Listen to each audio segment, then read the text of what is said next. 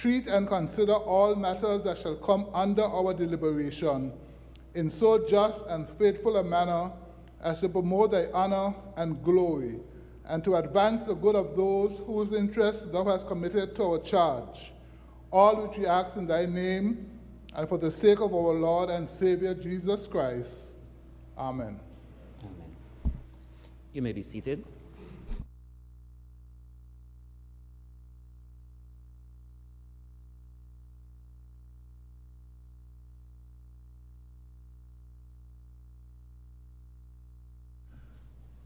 Minutes of proceedings of the fifth meeting of the fifth session of the 12th Anguilla House of Assembly.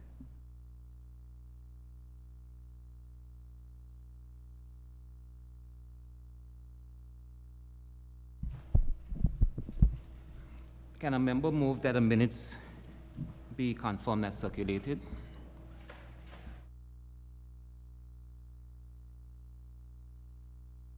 Mr. Speaker, I rise to move that the minutes be accepted as circulated. Mr. Speaker, I rise to second. Thank you.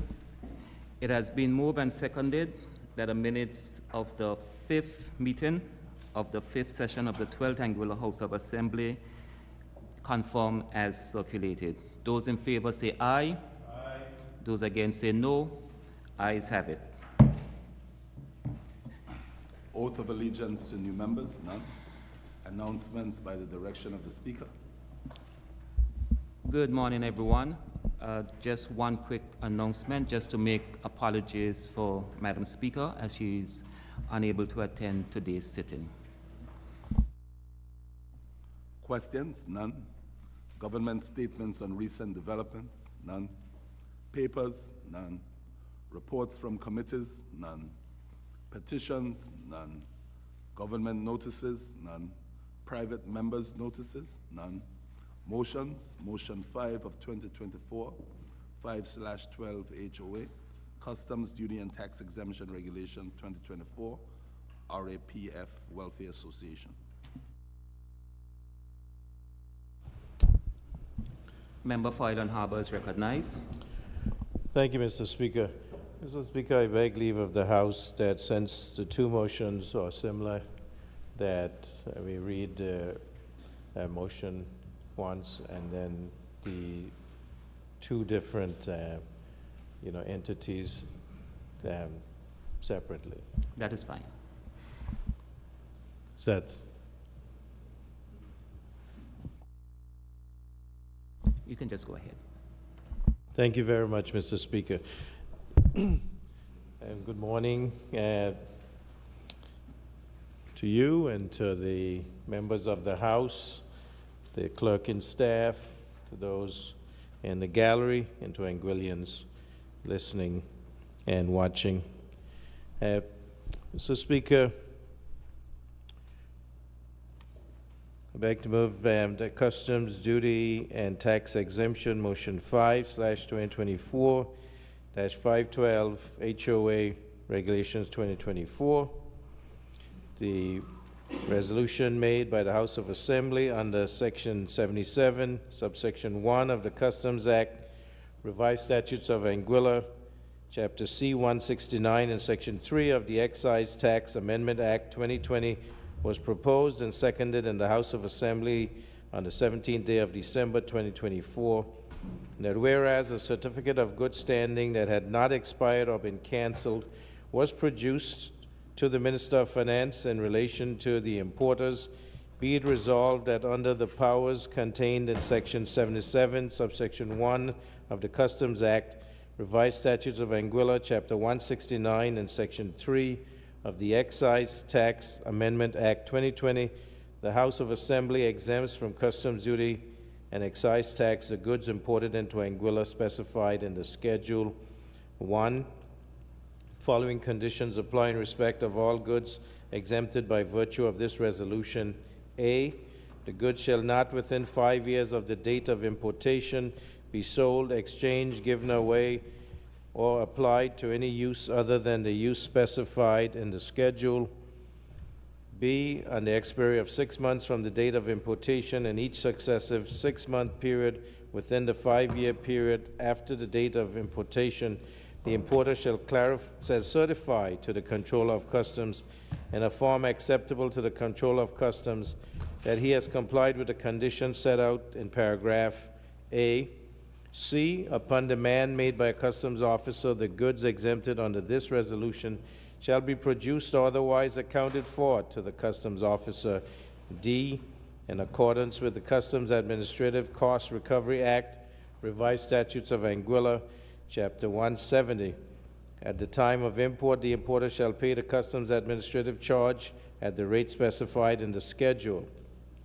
2, in accordance with Section 71 of the Customs Act, Revised Statute of Anguilla, Chapter 169, the following apply in the event that a condition referred to in Section 1 of this resolution is contravened or not complied with. A, if any of the goods exempted under this resolution are sold, exchanged, given away, or applied to any use other than the use specified in the schedule within 5 years of the date of importation. 1, the importer shall pay the customs duty and excise tax on the value of such goods at the rate specified in the integrated customs tariff at the date of importation. 2, the importer and any person knowingly concerned in such sale, exchange, gift, or unsanctioned use is guilty of an offense and may be arrested and is liable to a fine of $20,000 or 3 times the customs duty, excise tax relieved, whichever is the greater, or to imprisonment for a term of 2 years or to both. And 3, the goods in respect of which the exemption was granted are liable to forfeiture. B, if the importer fails to certify that he has not sold, exchanged, given away, or applied the goods to any use other than the use specified in the Schedule 1, the importer shall produce or account for the goods exempted under this resolution to the Controller of Customs. 2, any goods not produced or accounted for will be deemed to have been sold, exchanged, given away, or applied to some use other than the use specified in the schedule, and paragraph A, subsection 1 applied. And 3, if any goods not produced or accounted for are subsequently found, they are liable to forfeiture.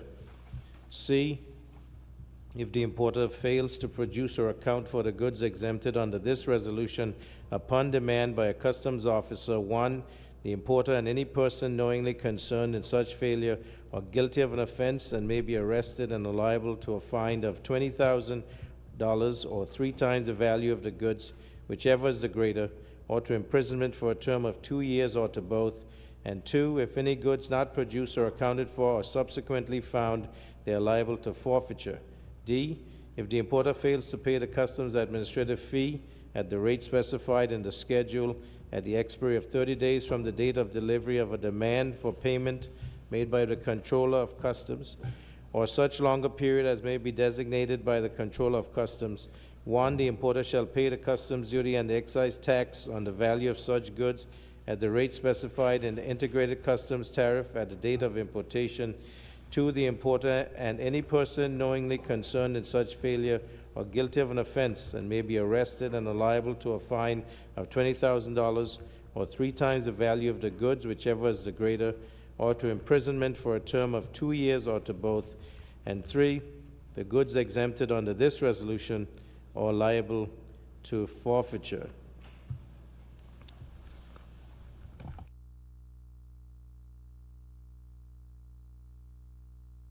Mr. Speaker, I rise to second. Thank you. This motion is for the waiver of customs duty and tax for the importer, the Royal Anguilla Police Force Welfare Association, under the Commissioner, Robert Clark. The purpose is for the Police Week raffle. Period during which importation is allowed is November 21, 2024 to November 20, 2025. The goods that may be imported is Hyundai Creta vehicle. The rate of customs administrative charge, 5% administrative charge, and the duty and tax loss would be $12,582.85 EC.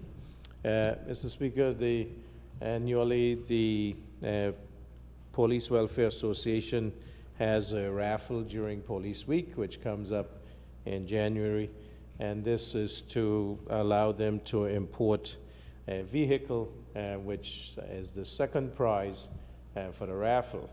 And those who would have been looking at social media will see that the first prize is a 1/4 acre of land.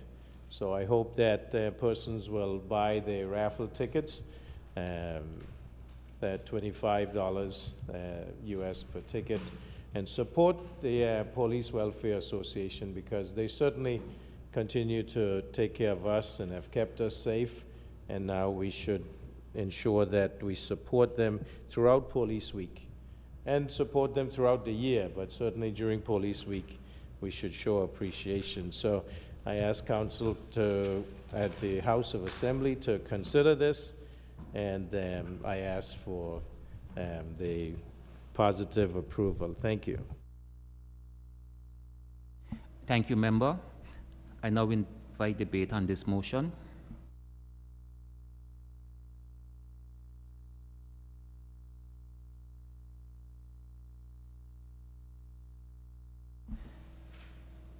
If there are no contributions, I now invite the mover to respond. Thank you, Mr. Speaker. Certainly appreciate that the members share the same sentiment that we should support the Royal Anguilla Police Force, and especially the Police Welfare Association during Police Week and throughout the year, and certainly appreciate that they concur with granting customs duty and tax waivers to the organization for the importation of these vehicles for the raffle. Thank you.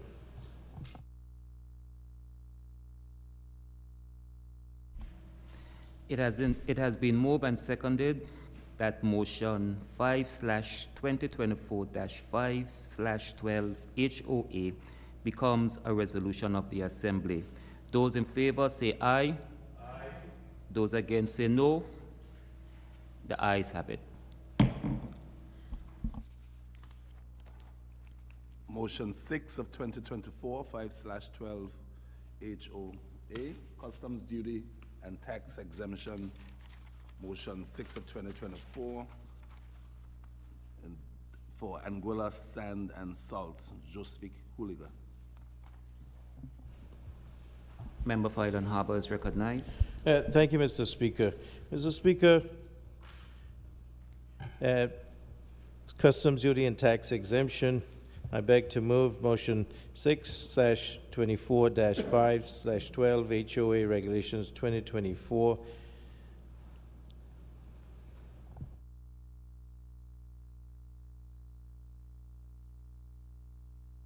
Mr. Speaker, I rise to second. Thank you. And thank you, Mr. Speaker. Having read the previous motion, it is similar in terms of granting customs duty and tax exemption.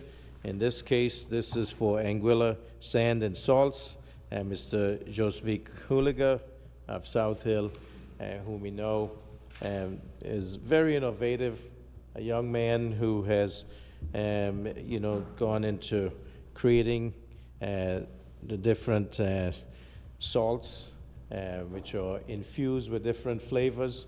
And certainly, I know that this has enhanced the culinary experience here in Anguilla and throughout the world, because I remember when we went to London last year, we took along some of these as gifts from Mr. Hooliger's store, Anguilla Salt and Sand. And they were a hit, Mr. Speaker. In fact, I still see photos of them being displayed on the streets of London, and we thank our PRO for that. And certainly has become popular to tourists who visit Anguilla. And the process, Mr. Speaker, it's a a very innovative process that he uses to use the seawater and then have it evaporate until the salts come about. In this case, he has moved his creative experience further and is now making chocolate, and so, I certainly affectionately call him Willy Wonka, because of Willy Wonka and the Chocolate Factory. And so, but this facility is requiring certain equipment to move this process along. It's certainly very good that Anguillians are using their God-given talent and the resources that we have to advance this country. And we do know that tourism is our main industry, and whatever we can do to attract, to sell Anguilla, in the way that we can know that persons want to take a little piece of it back home with them to enjoy Anguilla after they have left. This is what we have to continue to do. So in this case, he's bringing in equipment and glass jars and bags, which are important for him to advance this industry. And so I ask the members of the House to support Mr. Hulliger as he ventures into this addition to his creative abilities. The date of importation would be August 26, 24 to August 25, 2025. The list is attached. The administrative charge is 5%, and the duty and tax loss is $7,422.19 EC. Thank you, Mr. Speaker. Thank you, member. I now invite debate on this motion. The member for Valley North is recognized. Thank you very much, Madam Speaker. Madam Speaker, Mr. Speaker. Thank you very thank you very much, Mr. Speaker. It's a pleasure this morning to rise in support of this exemption. I've had the opportunity to see Mr. Hulliger build his business from the ground up and go through different phases and different products. And it is a pleasure to be able to sell his product to a number of our guests and groups that come to Anguilla. He's always very, very open to trying new things, to adjusting to meet the needs of clients. And his business and his products are a welcome addition to Anguilla's tourism product. So I wish him every success as he moves forward. And I think it's very important for us to support small businesses who are investing in themselves and who are growing and expanding their business, especially those who are adding to Anguilla's tourism product. Thank you. Thank you, member. Single Island-wide member Mr. Kyle Hodge is recognized.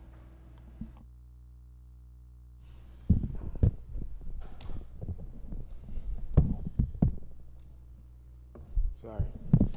Good morning, Mr. Speaker. Thank you for this opportunity to rise on this motion for duty-free exemption, tax exemption for Anguilla sand and salts, Mr. Joseph Hulliger, a young entrepreneur of Anguilla, Mr. Speaker, a role model, someone that the people of Anguilla, those young and upcoming graduates, whether from high school, whether you're working somewhere and you're thinking about branching out on your own, figures like Joseph, are very good examples in our community. Madam Speaker, I support this motion, Mr. Speaker, of granting duty-free concessions because I know they go a long way. Any little savings, whether it's a startup or whether it's an existing building, as it relates to manufacturing, it's very equipment intensive. So you're required to be always purchasing, equipment, semi-automatic, fully automatic, because you're part of the manufacturing society. It requires that you stay up to date with technology. It also requires you to be purchasing a lot of raw materials because we don't produce much raw materials in Anguilla. So in this niche market that has a lot of potential still, Mr. Speaker. It is very important that government find ways in which to support these types of entrepreneurs, because they provide an income. You know, they provide an income for themselves, they provide an income for employees, and, you know, majority of small manufacturing business throughout Anguilla, they would hire between 1 to 10, you know, on the larger scale, maybe 10 to 20 of people. So it's important that we always support these types of initiatives. And the most important thing about manufacturers is that they are proud of labeling their product made in Anguilla. It is something that represents Anguilla as a whole. It represents our unique abilities to produce, and to produce at a high standard.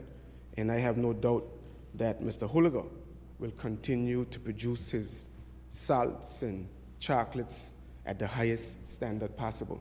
So I rise in support, and I wish Mr. Holliger the very best in his various businesses. Thank you, Mr. Speaker. Thank you, Member. Member for Road South is recognized. Thank you very much, Mr. Speaker. The emphasis on Mr. Thank you for the opportunity to rise in full support, unequivocal support for Anguilla Sands and Salts. As a single white member mentioned, manufacturing is dear to us. For many years, we've been talking about manufacturing. He and I, we probably rehash this often. He and I worked diligently together back in 2010-11. And further, we were able to move forward to Executive Council back then on a manufacturing policy that even had some legislation to it. But be that as it may, I know we're presently working on a comprehensive manufacturing policy for Anguilla, comprehensive, which will incentivize the manufacturing sector in Anguilla. So all of those manufacturers, whatever you're manufacturing in Anguilla, it'll be great for them, with a number of tax incentives and the like. But Mr. Speaker, Anguilla Sands and Salts, as the member said, started from the bottom and is still rising. And over the years, he has continued to expand his offerings in the tourism sector. And I'm sure when he is developing the product, because I've tasted all of his products, and he is not only thinking about the tourists, he's thinking about Anguilla. But it also gives me joy to see the confidence in small businesses in Anguilla to invest in themselves, to invest in Anguilla, and to invest in the development of Anguilla. There are so many small businesses that are emerging and applying for business licenses today that the Ministry of Finance is being overwhelmed with the number of business licensing applications that are coming to the door. Because I think that a lot of people recognize the opportunities within the economy that is being created, and so they are taking advantage of that and not just waiting back and waiting to see what will happen, but they're taking the initiative to jump ahead and to ensure that they are poised to capitalize on the opportunities that are being created. And Anguilla Sands and Salts is no different. It's obvious that this concession dates back to August of 2025, which means that he had already imported items, paid duties, 2024, sorry. He had already paid, imported items, paid duties, and now will be seeking a reimbursement on those duties, which he should, because that will help with his cash flow. Because I've visited his site many, many times, and there's a tremendous amount of need and investment that needs to go into it, and he's self-financing it. It isn't as if he's going to the bank and borrowing money. He has decided to take iSpy's advice and not to put his hat where his hand can't reach, and ensure that as he grows within his means. So he's a very responsible businessman, a very innovative businessman. He doesn't complain. His mantra is get up and get started. Every morning, get up and get started. No excuses. Let's get it done. And that's what I really admire about Mr. Holliger. And I'm very happy that Anguilla Sands and Salts is also in constituency number 6. You know, persons in number 6, whether it be Kyle Hodge, Garvey Lake, Joseph Holliger, see that District 6 is a good place to invest, Mr. Speaker. So I welcome the investment. And I'm glad to see that all of their businesses are growing from strength to strength. Thank you, Mr. Speaker. Thank you, member. Member from West End is recognized. Thank you, Mr. Speaker. Yes, Mr. Speaker, naturally I stand to support this motion, but in every business is the person behind the business as well. So I just want to talk a little bit about the man behind the business. I take great pride in supporting someone like Joseph. You see him on the roadside, beautifying his area, beautifying Anguilla. Also with boat racing, with the drones, he was very much in that initiative of being able to take boat racing far and wide. For his personal business, chocolates, like the Premier, I love chocolates too. But I think it's always impressive that here in Anguilla, we can find a way where persons themselves can look for an opportunity to succeed. So I wish him all the very best in this venture, Mr. Speaker. Thank you. Thank you, member. Single Island Wide member, Mrs. Quincy Gomes-Marie is recognized. Good morning, Mr. Speaker. Thank you, morning members of the House, those in the gallery, those listening online. It is a pleasure to stand in support of this exemption and reimbursement at this point. And it is a hallmark, a testament of the innovation in the Anguillan business community. And I remember when Mr. Joseph reached out to, well, I reached out to him actually earlier in the year to understand his frustration with the fact that he was not getting an exemption because the kind of development that he was pursuing would fall right in line with the intentions of the manufacturing policy. And him, like many other persons, their innovation fell outside of the parameters of the policy. And the policy was intended to capture all manufacturers, but it was a bit prescriptive. So it tried to anticipate what people would bring in. But the second someone would take in something new, the policy fell short. And that's why it's important now to pursue this new policy that would capture manufacturers and define businesses as opposed to try to predetermine their needs in terms of defining apparatus, machinery, etc. So this is just an example of why we need this, because as much as it must be an honor for Mr. Hulaga to hear members stand in support of his business, it came after tremendous bureaucratic red tape of the government system and having to navigate that and take on some of the costs himself to get his business going. And that is not the intention. So we look forward to no longer having to wait until we do the exco process, take it to chambers, come back to House, pass it in the House. That can take quite a while and have an impact on our business. So I am proud to stand in support of this exemption, but I'm also looking forward to this no longer being the requisite arena in which we have to do so. Thank you. Thank you, member. Single Island Wide member, Mr. Kenneth Hodge is recognized. Thank you, Mr. Speaker, and a pleasant good morning to all those who are tuning in this morning via video and other social media. Mr. Speaker, it's a pleasure to stand here this morning in support of this motion from Mr. Hulaga.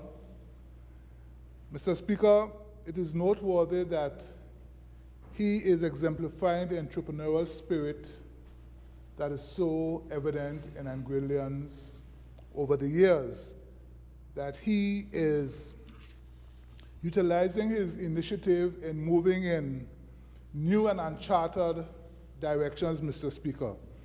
And that is good because sometimes we find that persons tend to emulate when one person starts something, others continue the same trend. But Mr. Hulaga has been brave. He has gone into new directions with the chocolate, Mr. Speaker. And when I look at the list of items that are up for exemption here this morning, things like a door poofer, bakery trolley, trays, bag printer, chocolate molds, glass jars, and bags, Mr. Speaker.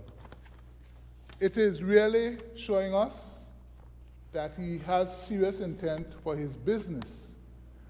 And the thing that I admire about this young man is that he is not only doing one thing, he's doing many, many things with his business and his champagne and wine tasting, his sand ornaments. So he's doing a number of things, and I saw recently, Mr. Speaker, where he was showing us where he would have gone in terms of a purchase of a boat as well to further expand his coverage of boat races and so forth. So this is the kind of initiative, Mr. Speaker, that we need to encourage in our young people, that they are dreaming big, and they're not only dreaming, but they are putting their dreams into reality. So, Mr. Speaker, I want to commend Mr. Huliger for what he is doing, and I wish him all the best with his chocolate business, especially we are now in the Christmas season, and I'm sure that that will come in very handy at this time. Thank you, Mr. Speaker. Thank you, member. If there are no more contributions, I now ask the mover to respond. Thank you, Mr. Speaker. And I want to thank everyone that made interventions and gave their approval for this venture by Mr. Huliger.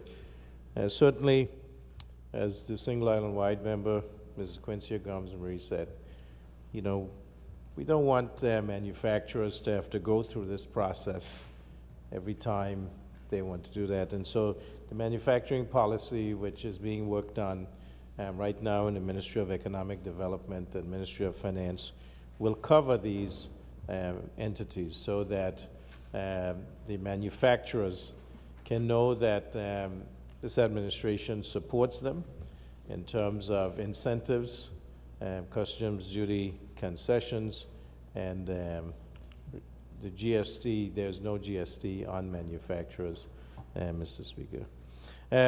So I want to thank everyone, and certainly look forward to the success of Anguilla Sands and Salts as they continue to do great innovative things in Anguilla, and best wishes to Mr. Josvik Huliger. Thank you. Thank you, member. It has been moved and seconded that motion 6/2024-5/12 HOA becomes a resolution of the Assembly. Those in favor say aye. Aye. Those against say no. The ayes have it. Personal explanations, none. Other business, government business. A bill for Goods and Services Tax Amendment Act 2024, second reading. Member for Island Harbor is recognized. Thank you, Mr. Speaker. Mr. Speaker, I beg to move that a bill shortly entitled A Bill for Goods and Services Tax Amendment Act 2024 be read a second time. Speaker, I rise to second.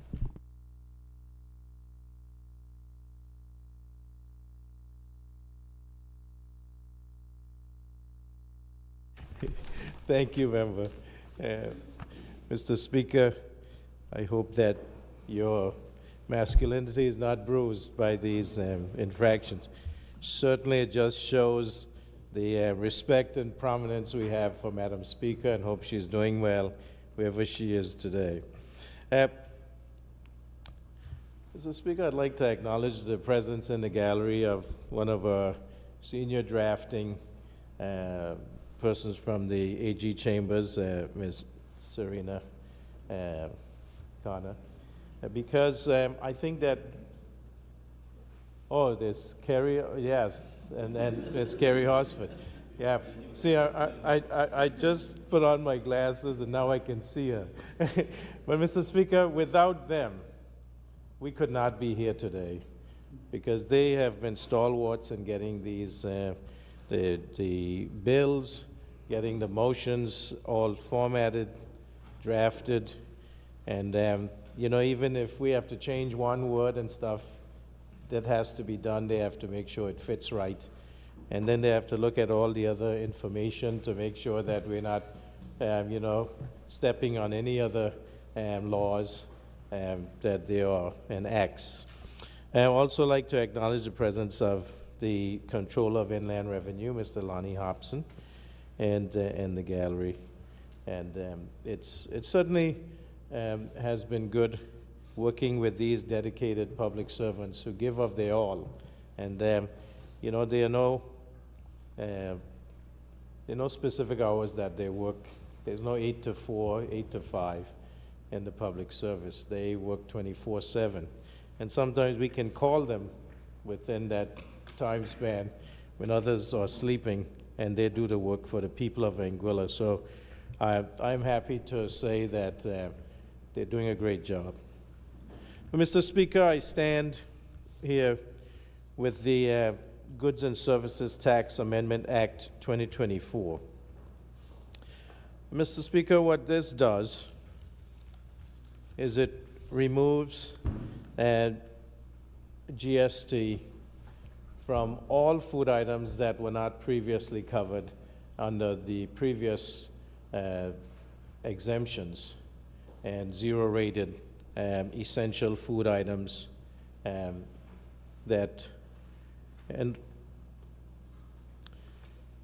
except for alcohol and confectionaries such as candies, because we do know that they can have deleterious health effects, and so we want to discourage unhealthy eating and foster and promote healthy eating. Now, Mr. Speaker, you know that due to global inflationary pressures and disruptions in supply chains, that the cost of food items have increased. We have war in Ukraine. We are post-COVID, where there was disruption of shipping, disruption of supply lines, and so the cost of food increased.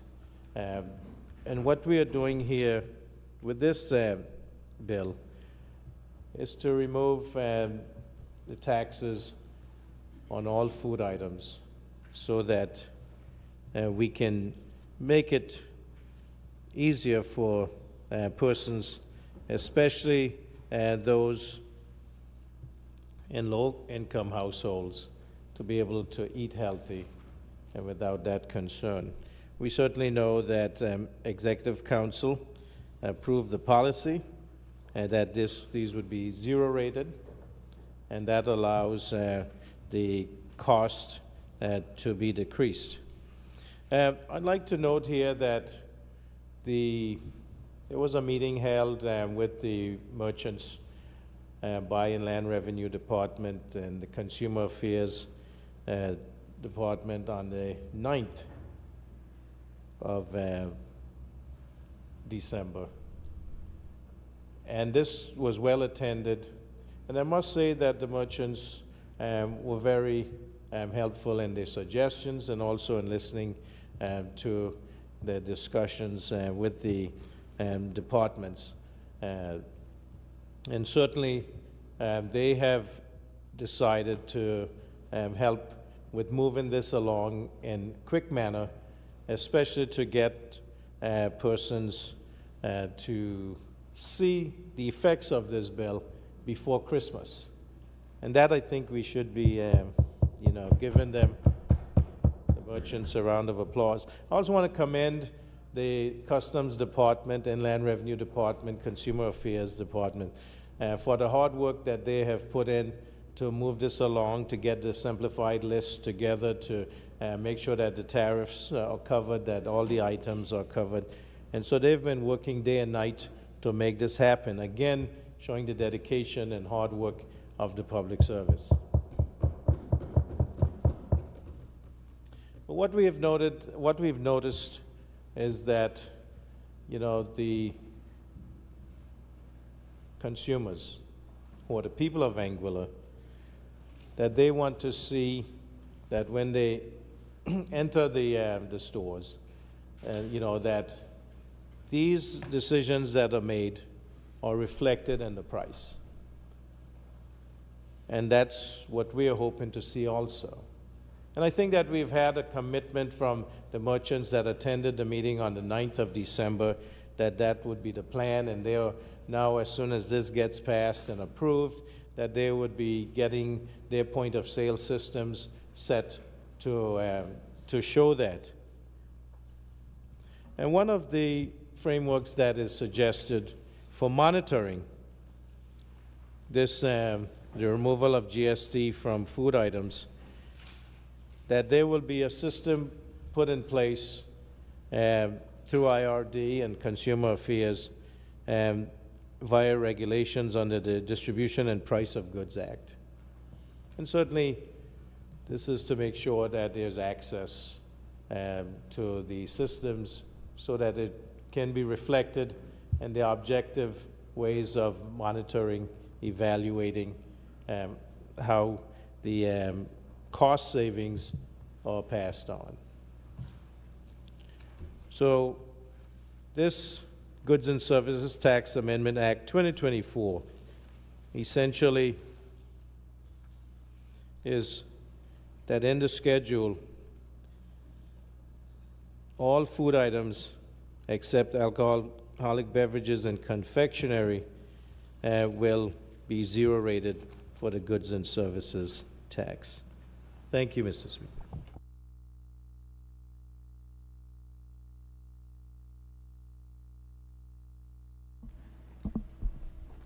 Thank you, Member. I now invite debate on the merit and principles of this bill. Member for Sandy Hill is recognized. Thank you. Good morning to you, Mr. Speaker. Good morning to the members of this honorable House and to members of the listening and viewing public. And so, Mr. Speaker, we have arrived at this pivotal moment. And after 3 years of the opposition members telling this APM administration that based on the timing of the implementation of the goods and services tax, while the people of Anguilla were still suffering from the effects of COVID-19, after 3 years of advising the members of this APM administration that the people were suffering from the effects of GST, and after 3 years of putting forward suggestions to fix the APM's GST structure, today, this APM administration is bringing what is considered the greatest relief from GST so far for the benefit of the people. And this relief, which we will be debating today, to remove food items from the GST structure, is part of the Anguilla United Front relief plan for GST, which we released months ago. And a lot of hard work, background research, and analysis went into the preparation of the AUF GST relief plan. It involves the removal of 4 sectors from the GST structure: retail, which includes all of the grocery store items and food supplies for which we are here today, and every retail store in Anguilla, clothes, shoes, etc., wholesale, manufacturing, and restaurants. And let me explain why we focused on these 4 areas. The retail, wholesale, and manufacturing sectors all pay GST at the port. And with the high cost of shipping, as well as the government's increase in fees at ASPA, even before the implementation of the goods and services tax, and the high electricity costs, the addition of GST at the port has spiked the cost of goods in this country and has made it unsustainable. And in relation to restaurants, you have seen how the price of meals at restaurants have spiked. Not only do they have to purchase high-priced food items from the grocers, but they also have to add a 13% GST on their bills as a service. And these increases have priced our restaurants out of the budget of many Anguillians. when we once enjoyed our restaurants to the same extent as our visitors, and even supported our restaurants throughout the year, including during the slow seasons. But let's spend a few moments discussing how we got here today. During the 2020 election campaign, the APM campaigned against GST. They ran an effective anti-GST campaign, urging the people of Anguilla to reject the Anguilla United Front and vote for them because they had a plan to move the country forward without GST. And the APM's campaign was effective. The country was closed. Many people were either unemployed or underemployed. And the idea that this APM party would deliver the people from those dark days without a goods and services tax was too appealing to resist. And make no mistake, the APM's anti-GST campaign was the single most important campaign promise which has remained in the minds of the people of Anguilla today. And the Premier also campaigned against accepting the EC $100 million COVID relief package, which the former Minister of Finance, the Honorable Mr. Victor Banks, negotiated with the UK. But the Premier accepted the EC $100 million immediately on taking office. Now, the structure of the goods and services tax, which the AUF was progressing, because I want the people of Anguilla to understand that during the election campaign, the former AUF administration was not campaigning against GST. In fact, in the 2019 budget, the then Premier would have explained what the structure of the goods and services tax was anticipated to look like under the Anguilla United Front. Phase 1 would have been the IGT that was slated to come in on the 1st of June 2019, but actually came in on October 2019. Phase 2 was the introduction of a partial services tax covering 4 areas: hotel accommodation, electricity, communications, and wholesalers. 4 areas. And that would have been by January 2021. Now, bearing in mind, this 2019 budget, I'm reading from the 2019 Estimates of Recurrent Revenue, Expenditure, and Capital, and that's on page 28. And so this would have been prior to COVID, prior to the country having to close its borders in order to protect Anguillian residents in this country. And so phase 2, at that time in 2019, was contemplated to come into effect in January of 2021. And so the entire structure would have been a 5-year structure, a 5-year phased implementation, where phase 3 would have been the expansion of the services tax to include all other services by the 1st of January 2023. Now, there has been some discussion and there's been a lot of back and forth. And I want to, before I go on to that, let me just mention that on page 29 of the budget address, it stated that the Ministry of Finance will be facilitating consultations with various stakeholder groups to obtain their input. And so what was contemplated was that any GST structure that would have taken place would have been based on discussions with various stakeholder groups. There's been a lot of talk in this Honorable House and elsewhere with respect to whether or not the Anguilla United Front, or allegations by the government side that the United Front would have implemented a 17% GST and they implemented a 13%. But I want the people of Anguilla to understand 3 truths. Number 1, irrespective of any recommendation from a consultant, any government taking office in 2020 would have had to determine the rate that they wanted to use. Number 2, any rate chosen would have first had to come to the House and be passed into law, just like what this APM administration did in July of 2021. And at the end of the day, what the people know is that a law only becomes effective once it is passed in the House of Assembly and is signed into law. But most importantly, Mr. Speaker, we hear this APM administration try to create a narrative to tell the people what the Anguilla United Front will have done. But the people elected this group of individuals based primarily on their anti-GST campaign. In fact, the APM demonized the goods and services tax, but today are extolling the virtues of the GST. Because the reality is that they have told us repeatedly that everything they are doing today has some aspect of GST involved.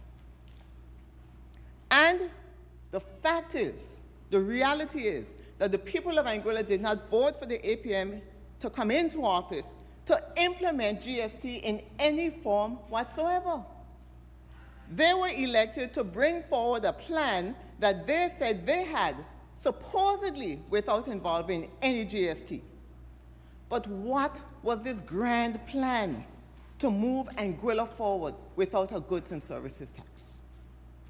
You know, the answer reminds me of a Tootsie Pop commercial when the question is asked, how many licks do you get to take to get to the center of a Tootsie Pop? 1, 2, and then 3. At the end, the world will never know. And that's what is the case today, that the world will never know, Anguilla will never know what was this great plan that the APM had when coming into office in 2020 that did not involve GST, but would have progressed Anguilla forward. The world will never know. And this administration should not be rewarded for lying on the campaign trail and saying that they would not implement GST. Mr. Speaker, point of order.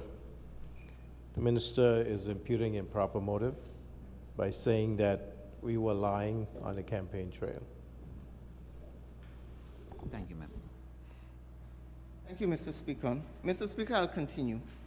That Member, before you proceed, just to stay away from imputing improper character. Guided, Mr. Speaker. Thank you. Thank you, Member.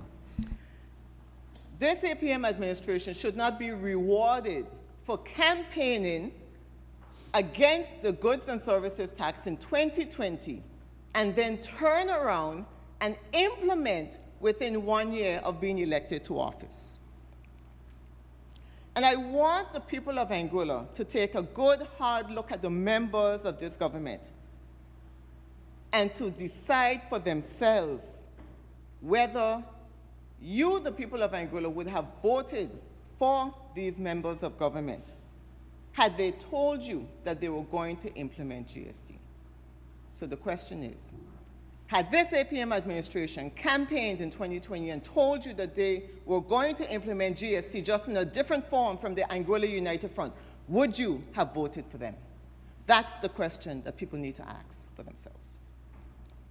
And Mr. Speaker, the fact that this administration is bringing this goods and services tax relief for food items to the House just months before the general elections is not surprising. It's not. The reality is that the government has known for 3 years that the GST structure that they implemented was too onerous, was too hard on the people of Anguilla, and was not suited for Anguilla. And remember, the Honorable Premier, the leader of government business, said that they found the GST legislation. And I asked if they found it under a rock. Because the GST structure which the government passed was not in the phased approach which was agreed by the UK government and the former Anguilla United Front administration. And the Premier said it was handed to him by the former Governor Tim Foy, and was told that it was a done deal. Was told it was a done deal.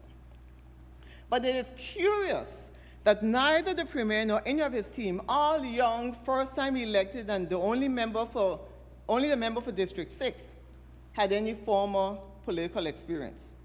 None of them questioned why the UK agreed to implement GST in a phased approach over a 5-year period, but was delivering to them a document which had no phased approach, which was asking this administration to implement immediately. No one asked the question. Mr. Speaker, point of order. The member is intentionally misleading the House and the people of Anguilla. The member knows that from 2019 to 2023 is 4 years, if my math is correct, so insisting on 5, I think it's intentional to try. But also, she said earlier that the APM administration, she just said, to immediately implement the GST, and previously said within 1 year. The member knows that if the AUF had won the election in 2020, they would have brought in the second phase of GST, which is essentially all the 5 areas that were repealed and the GST came, including the IGT, which you didn't mention earlier, that within 6 months, January 1 of 2021, they would have implemented, passed the GST Act and implemented it. So the member knows that. Secondly, it is 2 years, July of 2022, when the GST was implemented, the phase that came in when they had started the first phase in October of 2019. And, Mr. Speaker, the member intentionally also is misleading the people by saying that the APM GST was onerous. We know that based on the records that were shown here in the past week when there was a debate, that 17% is what was listed as the rate that they would have brought it in. Now, when we came in, there was a rate study that was done, and the rate was high, and we asked to go back. And the single and white member, Mr. Kyle Hodge, was on the radio stating that when the rate was brought in, that the Premier said, this rate is too high, go back to the drawing board. And then they came back, and we chose the 13%. Thank you, Mr. Speaker. You may continue, ma'am. Mr. Speaker, I want to thank the honorable member for District 1, Leader of Government Business, for his intervention, because it supports the statements that I've been making, that had the APM implemented whatever plan that they had, then we would not even be here discussing 17%, 13%, because the Anguilla Progressive Movement would not have implemented GST. They campaigned on a plan. No GST. GST is like a yellow dad covering your favorite mango tree, explaining all the things that would happen when GST was implemented, and that they had a plan. So the point I'm making is, where is the plan? The world will never know. And when we are in this house talking about 17% here, 13%, whatever the case is, the reality is that the people of Anguilla voted for this APM administration based on the representations that were made to them. And those representations included no GST. And so, right away, you could tell that after the GST bill was passed in 2021, that this government realized it was too onerous. And I'll explain, I'll show the documentation as to why I say that this government knew that the GST, as implemented, was too onerous, too hard on the people. And how could they tell? They brought amendment after amendments to the House of Assembly. After implementation in 2021, and before, after passing the bill in 2021 and before implementation in 2022, and after implementation, and even up to today. So I can't even recall the number of times I've had to come to this house on GST amendment after amendment, and each of them providing relief for the people of Anguilla. Now, what does that say? It says that the original GST Act implemented in July of 2021 was too onerous. It was too harsh, and it did not provide the type of relief that the people of Anguilla needed.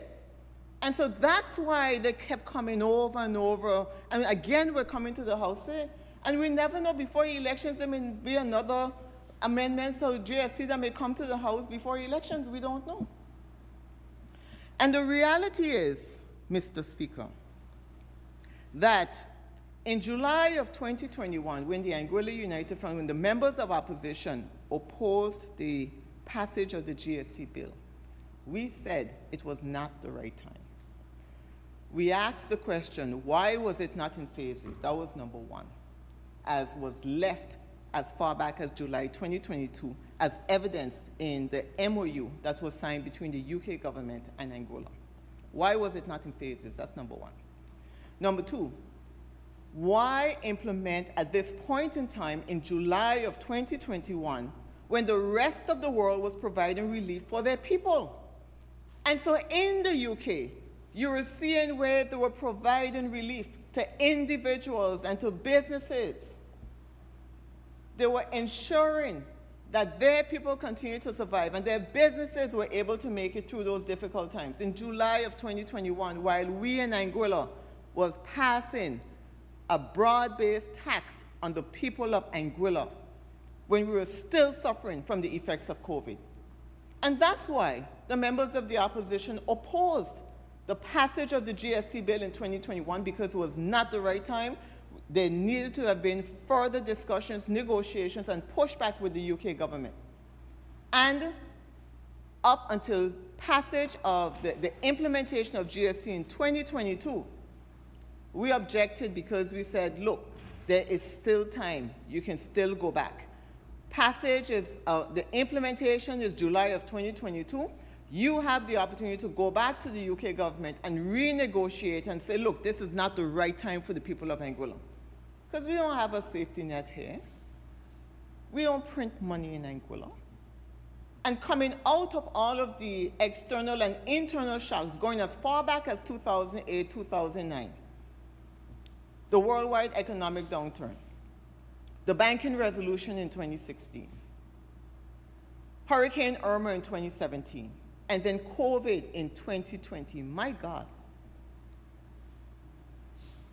There had to have been a way to be able to explain and express the people's concern and to push back. And let us not forget, in July of 2021, when the GST bill was passed, it was against the wishes of the majority of the people. And I say the majority of the people because the majority of the elected representatives in the Anguilla House of Assembly was in opposition to the passage of the GST bill at that time. But the bill was passed with the vote of the Deputy Governor and the Attorney General. Two positions selected by the Governor to sit in the House of Assembly and not elected by the people of Anguilla. And so, after 2022, after the protests, after the letters to the government, after discussions and attempts for the government not to go through with implementation in July of 2022, the members of the opposition approved the relief packages that came after implementation in 2022. And we will have heard a recording by the member for District 6 where he will have stood up and thanked the opposition for supporting one of these relief packages. But the point, Mr. Speaker, is that even today— On a point of order, Mr. Speaker, the member for Sandy Hill said that I thank the opposition for supporting one of these relief packages. I would like to know which relief package the opposition supported.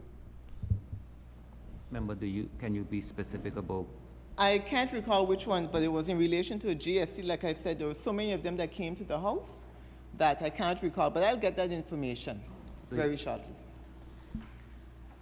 I think I have the recording actually, so I'll see if I find it once I finish, before the member gets up to speak. And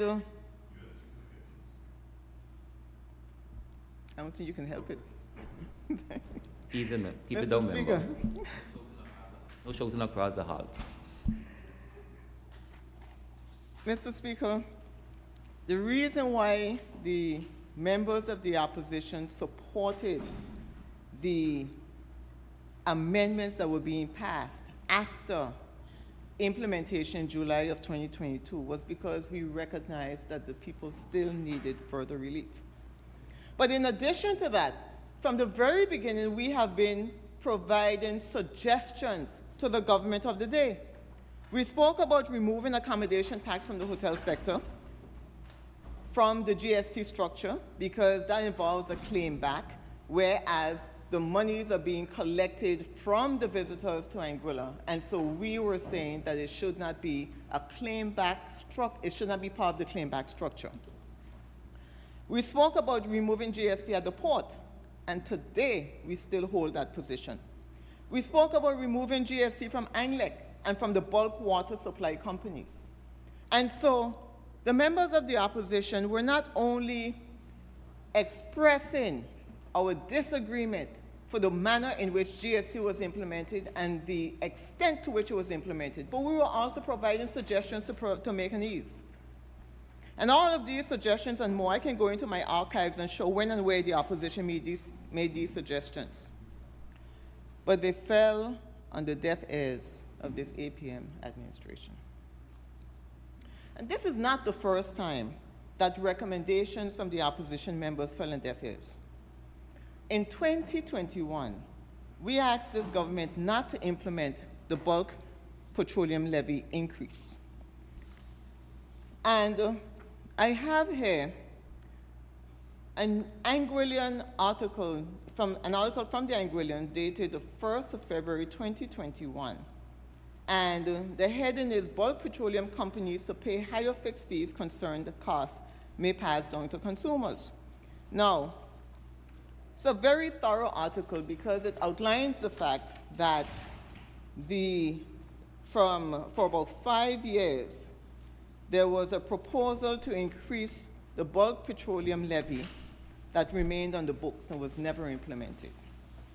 And it says, the fee approved in the Anguilla House of Assembly on Tuesday, January 26, this was in 2021, has been increased from EC $100,000 to a whopping $750,000 for the supply companies to deal in and sell petroleum for their bulk storages. It says the legislation was first crafted some 5 years ago under the former AUF government in consultation with the UK government, which was then encouraging Anguilla to raise additional revenue. The provisions of the bill were, however, not brought into operation. And it continues, the leader of the opposition, Mrs. Cora Richardson Hodge, and her colleagues did not support the Petroleum Amendment Act. She argued, and I quote, Madam Speaker, it is important at this point in time that unless there is a measure to require that the bulk suppliers retain that cost, the EC $750,000, and not pass it on to the ultimate consumer, the government should not move forward with the implementation of this fee unless it is able to resolve that situation, end quote. And we saw in the budget that we spent quite a bit of time on last week, Mr. Speaker, that there is a proposed reform of bulk petroleum license for a decrease of $1.3 million. So initially, before the increase by this administration in January of 2021, the bulk levy was $100,000. It went up to $1.5 million, and last week, the budget was passed, decreasing $1.3 million, which means that it's gone from $100,000 back in 2021, before this government put it in place, to now $200,000. The people would want to know why. Why 3 years after you implement a levy from $100,000 to $1.5 million, you go back and you decrease it now to $200,000. They call it a reform. And so what it suggests, Mr. Speaker, is that the government does not take suggestions. Because I would have quoted the statements that were made by myself in the House of Assembly, and we see where decisions are being made, and now they're coming back and undoing. And that's the case with the GST. the manner in which it was implemented is too onerous and remains to be onerous on the people of Anguilla. And now they keep coming to the House to remove Mr. portions Speaker, of it. point of order. The member again is misleading. The member is standing on this pulpit of self-righteousness, Mr. Speaker, because she would understand why the GST was necessary. Mr. Speaker, it was a $97.1 million deficit when the government changed in June of 2020. Mr. Speaker, the member knows why the former premier, her leader, signed on June 11 of 2020 to continue to advance the GST in the phases of that. The second phase would come in January 1st of 2021 and January 1st of 2023 for the third phase. Mr. Speaker, we negotiated 2 years to push back the implementation, passing the act, of course, in July of 2021. Mr. Speaker, she mentioned that there was no pushback from this administration. This administration pushed back continuously, and we were able, until we were threatened that we would have to find that gap of $22 million, Mr. Speaker. But I'm saving some of this for when I come back with my... The member has to be told, Mr. Speaker, though, she cannot continue to mislead the people of Anguilla. Thank you. Thank you. You may Mr. continue. Speaker, I'm certainly not misleading the people. They're all facts. I have the documents in front of me, and I will continue to show exactly the reason why I say what I say, because the documents will bear it out. But what the intervention of the member for Island Harbor is saying essentially is going back to the position that I started with. The APM administration campaigned against GST. They said they had a plan and that they would not implement GST. And in the words of the Tootsie Pop commercial, what was that plan? The world will never know. And from the time you saw the revenue was overperforming, this administration should have taken steps to scale back on the GST. At the end of 2022, the goods and services tax contributed to a surplus of $60 million. A surplus of $60 million. And that was only for half of the year. Because remember, GST was implemented, came into effect in July of 2021 and was implemented in July of 2022. So by the end of July, at the end of 2022, there was a surplus of $60 million. Now, how is it that we say that the government was aware that the GST structure was too onerous on the people? A couple of ways, Mr. Speaker.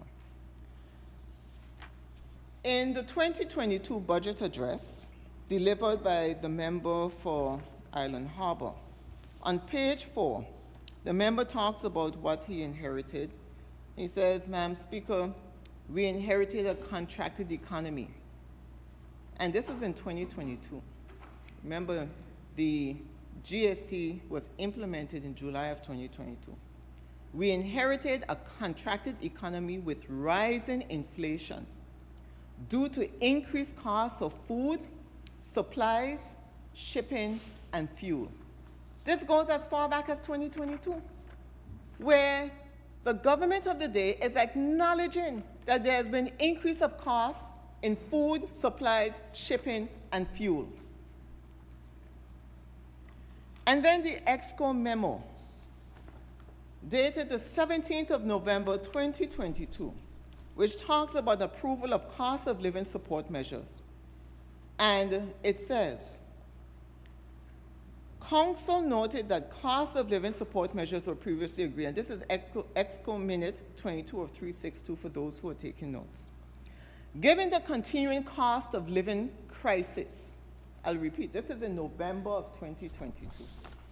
November of 2022. Given the continuing cost of living crisis, government is desirous of extending this support. ANGLEC customers were initially shielded from rising fuel costs as the fuel surcharge price was maintained for some time. But this has now been increased, and the GST has also been applied to electricity charges. So in this EXCO minute, they're talking about the cost of increased electricity. They talk about the food voucher program that they've implemented. And they say that noted that the cost of living support measures is expected to cost EC $6.55 million. And it also says, subject to approval of the supplementary appropriation, provide a further grant of EC $1,000 under the electricity payments program as a measure to help households deal with rising prices, particularly relating to fuel, continuing on the previous terms. So here you have it, Mr. Speaker. Executive Council minutes, budget from 2022, where the government of the day acknowledges, understands, and is aware that there is a cost of living issue in this country. And in my budget address in 2022, I said, I referred to page 3 of the 2022 budget. And I said that the income of approximately $29 million estimated for 2022 from July to December. And in 2023, the estimate jumps to $77 million. And that was a significant increase in revenue. And I asked the question in 2022, why not remove previous taxes imposed in 2020? And the previous taxes that I was speaking about would have been some 18 taxes and fees that were increased on the people of Anguilla before GST was implemented. And then I asked the question, why not ease the burden on the goods side of the GST to ease the burden on the people? Why not ease the burden on the goods side? This is 2022.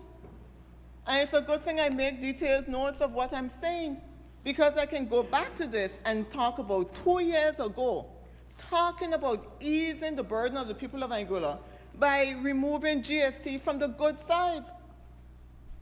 And here we are today, removing GST from food. And Mr. Speaker, I'll continue. And even up to today, in October of this year, the government is still providing cost of living measures to ease the burden of the people of Anguilla. On the 3rd of October, 2024, in Executive Council, it says, as of October 2024, this is just 2 months ago, as of October 2024, it is expected that the current trend in an increase in fuel, electricity, and shipping costs will continue. This trend significantly impacts Anglec's electricity production costs, which are passed on to their consumers, to their customers through increased household bills. And in order to support households with rising costs of electricity prices, particularly relating to fuel, it is proposed that an electricity grant be provided to all eligible households in the form of a credit to domestic electricity accounts with Anglec. This is the part I want people to listen to in particular. Rising U.S. prices and the shipping costs continue to significantly impact local food costs in an import-dependent Anguilla. These economic challenges significantly impact residents with limited incomes, in particular the elderly. And to address these challenges, it is proposed to repeat the previously imposed food voucher program to support the elderly population of Anguilla. Now, It's very interesting because this EXCO memo acknowledges that the cost of electricity remains high and is impacting the people of Anguilla. And who are the people? Not just the homeowners, but also the local businesses. Any person that has electricity, that pays for electricity, that utilizes electricity, is going to be impacted by the high cost of electricity. And the US prices and shipping costs that have impacted local food costs, all of us have to eat. I don't know a single person that don't eat. If y'all could find somebody that only drink for a living, let me know. But all of us have to eat. All of us shop in the grocery stores. And so the focus in this memo was not to ease the burden on all the people of Anguilla, just the food voucher for the elderly, which are persons over 70. Not 65, not 60, not persons who are unemployed but under the age of 70, not persons who are ill but under the age of 70. The food voucher would have been for persons who would have been over the age of 70. And so this was in November, just a couple of months ago. And so, Mr. Speaker, the fact that from 2022 up to today, we are here discussing relief for cost of living says that there is a problem in this country. And the 2023 budget would have acknowledged that there would have been a super inflationary period for the imposition, once the imposition of the GST tax structure would have been implemented. And of course, you add all of the taxes and fees that were increased before GST. You add on the GST at the port, on the services, everything at one time when the country was still recovering from COVID-19 and still in a relatively depressed economy. And so, at the end of 2023, Mr. Speaker, the GST revenue brought in $65 million more than what was anticipated. It was supposed to have brought in $90 million, but it brought in $155 million. So in 2023, at the end of the year, anticipated to bring in $65 million. It brings in $155 million. You know, from in 2022, as far back as 2022, that there are cost of living issues, rising inflation, rising cost of fuel prices, rising cost of food, that Anguilla is an import-dependent country. And we still do not do enough to assist the people of Anguilla. So in 2023, when you realize, and when I say you, I mean the government of Anguilla, when you realize that you are anticipated to bring in $90 million, you brought in $155 million. And in the face of all of these rising costs, in the face of you having to provide cost of living support for the people of Anguilla, what would an ordinary government, an ordinary thinking government do? I would say that an ordinary thinking government would say, we brought in much more than what was anticipated. We anticipated 90 million, we brought in 155. Let us look for the people first. We know that there's a cost crisis. We know that there's a cost of living crisis. We know of all these increases. Let us look at ways in which we can significantly and permanently reduce the amount that's coming in from the GST, because it has to be onerous on the people. It is much more than anticipated. So how can we look at decreasing costs?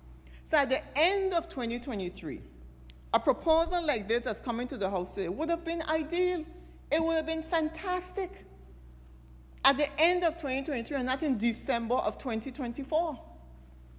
But not only that, the Anguilla United Front proposal to remove these 4 areas from the GST structure would have meant that you're removing these items from paying GST at the port, and then those savings would be able to be passed on to the ultimate consumer. Because we know, as the government has said, that the bulk of the GST is coming from the hotel sector. That includes what was once the accommodation tax. The accommodation tax prior to July of 2021 was revenue directly coming into the government. There was no claim back. There was no opportunity for the hotels to claim back against it. The GST structure now brings in the accommodation tax. And we understood from the budget debate the other day that we can't see, we haven't seen in the budget, it's not shown in the budget where that claim back is listed. So we don't know how much the hotels have claimed back from the structure. We only see what's been coming in. We have no idea what's being paid out. And had the Anguilla United Front, and this is my opinion, Mr. Speaker, and anyone is free to disagree with my opinion, had the Anguilla United Front not presented the Anguilla United Front GST relief plan, I dare say we would not have been here today on the removal of GST from food prices, from food items. And the reason why I say that, Mr. Speaker, is prior to the Anguilla United Front presenting its plan to the people of Anguilla, Mr. Speaker, on a point of order, while the member is couching this part of a presentation in opinion, I think it is important to note that the fact is that the Anguilla United Front's relief plan had no bearing on the government's position as it is today. Yes, of course not. But prior to the release of the Anguilla United Front GST relief plan, people in Anguilla were not aware that the government had intended to remove food items from the GST structure. And if I am mistaken, I would be happily guided by any member of government to show where there's a press release, where there's a statement to the people of Anguilla, where there's an explanation, where there's a press conference which said that we intend to remove GST from food. Where? Point of order, Mr. Speaker. It has been said, misrepresentation, it has been said time and time again that this government will continue to look at different ways to intervene on behalf of the people of Anguilla. So there was no need to specifically identify one way. When we did insurance, there was no previous release. When we did fuel, there was no previous release because we have to work through the numbers first. Noted, member. Thank you. And the fact that we constantly come back to this House for GST relief in one form or the other supports the statements I've been making all along, that the GST structure as implemented in July of 2021 was too onerous on the people of Anguilla. And so the reality is that the people of Anguilla have been feeling the effects of the goods and services tax implementation. We talk about the effect on the cost of living, what it has done to the consumer. We see that a number of persons in Anguilla have increased their shopping outside of Anguilla for grocery store items, And even if any member of the government side gets up and denies what I am saying, the people of Anguilla know those are going across the waters. On a point of order, Mr. Speaker, a misrepresentation. The study was done by the Comptroller of Customs, which would have shown that there was no increase in goods imported at the port. Thank you. Member, 1 minute, member. Would you be able to have that presented to us, even if before we finish up with this presentation? Thank you, member. Thank you for that intervention, Mr. Speaker, because the reality is that the member keeps tying up on points of order with no documentation, no evidence, but making assertions other to contradict what I'm saying. Is the member's right if she sees matter that she figures wrong to highlight That's- the member. That's correct, Mr. Speaker, and she ought to support what she's saying, her assertions with evidence. To the contrary. Mr. Speaker, on a point of order, that is not a requirement as per the rules of the Assembly. I did on this particular point, I did ask for the evidence to be produced before the end of the House, so we hopefully will have that, member. Guided. Thank you, Mr. Speaker. And Mr. Speaker, I would be grateful to see that documentary evidence that the member says that she has, or that the study that was done. But the people of Anguilla are listening, and they know. They know whether or not they have increased their shopping outside of Anguilla or not. They know how they're bringing in their goods. And so even if you have a study that's presented by the member to claim that it's not existing, it's almost as if we're living in a bubble, a nice, beautiful bubble that we don't understand the way in which people are living in this country. And this is the difficulty that I have had from the very beginning. Because if you know from 2022 that there are all of these issues affecting Anguilla as an import-dependent country, why wait until December of 2024 to say that you're bringing relief off of food? Food. There's no reason why that should not have been done from before. And what is the cost? There's been an estimate in the 2025 budget that the exemption from GST food items, excluding alcohol and confectionery, is a decrease of some $17 million in 2025. So we know that this is a decrease to the GST structure, to the GST revenue that's coming in. We also know that the Honorable Premier, at one point in time, used to tell the people of Anguilla that the GST is overperforming. We've heard in recent times through recent press conferences that the GST is no longer overperforming. But we also know as well that there have been a number of capital projects which are now on the books. We know that the cost of the airport, construction of the runway and terminal, is now $437 million. We know that the overall construction of the 4 government buildings are at a cost of $90 million. And we know that those monies are coming from the taxpayers. It's coming from the revenue that's being generated. We also know that the 2025 budget is some $537 million. And it's what I'm hearing people call it a big boys and big girls budget, because it is the highest budget that we've ever had in Anguilla.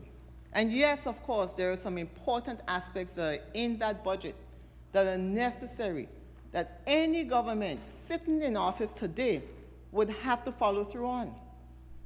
But the reality is that in the face of understanding and seeing that the GST was producing much more than was anticipated, the government's opportunity and obligation at that point in time should have been to first look out for the people of Anguilla. Not focus, not direct on all these infrastructure projects and all these other things first. Infrastructure projects are important, let me say that. Every administration has done quite a bit of work on infrastructural projects. The previous Anguilla United Front would have started infrastructure projects that this government would have cut the ribbon for, would have continued, and would have finished. But that is not the point. The point is that when you anticipate a certain amount of revenue that's coming into the country, and that revenue has been approved, that anticipated revenue has been approved by the UK government, and when you see it's performing better than expected, the first obligation should have been to look out for the people of Anguilla. Mr. Speaker, on a point of order, misrepresentation. The member is insinuating that the first obligation was not to reinvest into the people of Anguilla, to look out for the people of Anguilla. The record will show that upon recognizing any level of overperformance, the first response by the government was to remove GST from more sectors, insurance and other sectors included, and thereafter introduce Senior Shield.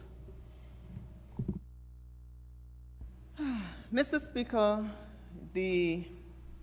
as I mentioned earlier, that the relief that we are here on today is by far the greatest relief that is being given to the people of Anguilla by this administration.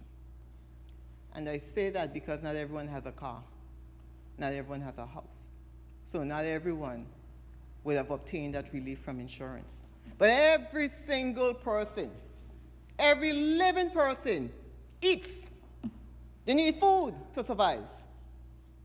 They need to go to the store to shop. And so at the end of the day, the relief that the people of Anguilla need is real relief that they can see on their tables, in their refrigerators. And let me say this. I heard some of the members of government laugh at the fact that I would have said, I talked about cornflakes and use as an example continuously. You know why? Because as a parent, I can tell you that cornflakes is a basic food item in homes, especially homes with young children. And all the time, especially working mothers, working parents, don't have the time to wake up in the morning and make pancake and eggs and do all the nice breakfast. But as they get dressed, as you're getting dressed and you tell your child, go get some breakfast, pour some milk and cereal for yourself, pour some milk and cornflakes that you can eat. So that's why it's important. So it should not be trivialized, because the point is that cornflakes and cereal for most homes is necessary to be able to allow the parents to ensure that the children have something to eat in the early mornings. So I will continue to talk about it, and I will look to see the difference in the price of cornflakes and the price of cereal once this is implemented, because at the end of the day, it has real implications for people of Anguilla. It has real implications, especially for those homes where we have children in those homes. And so, Mr. Speaker,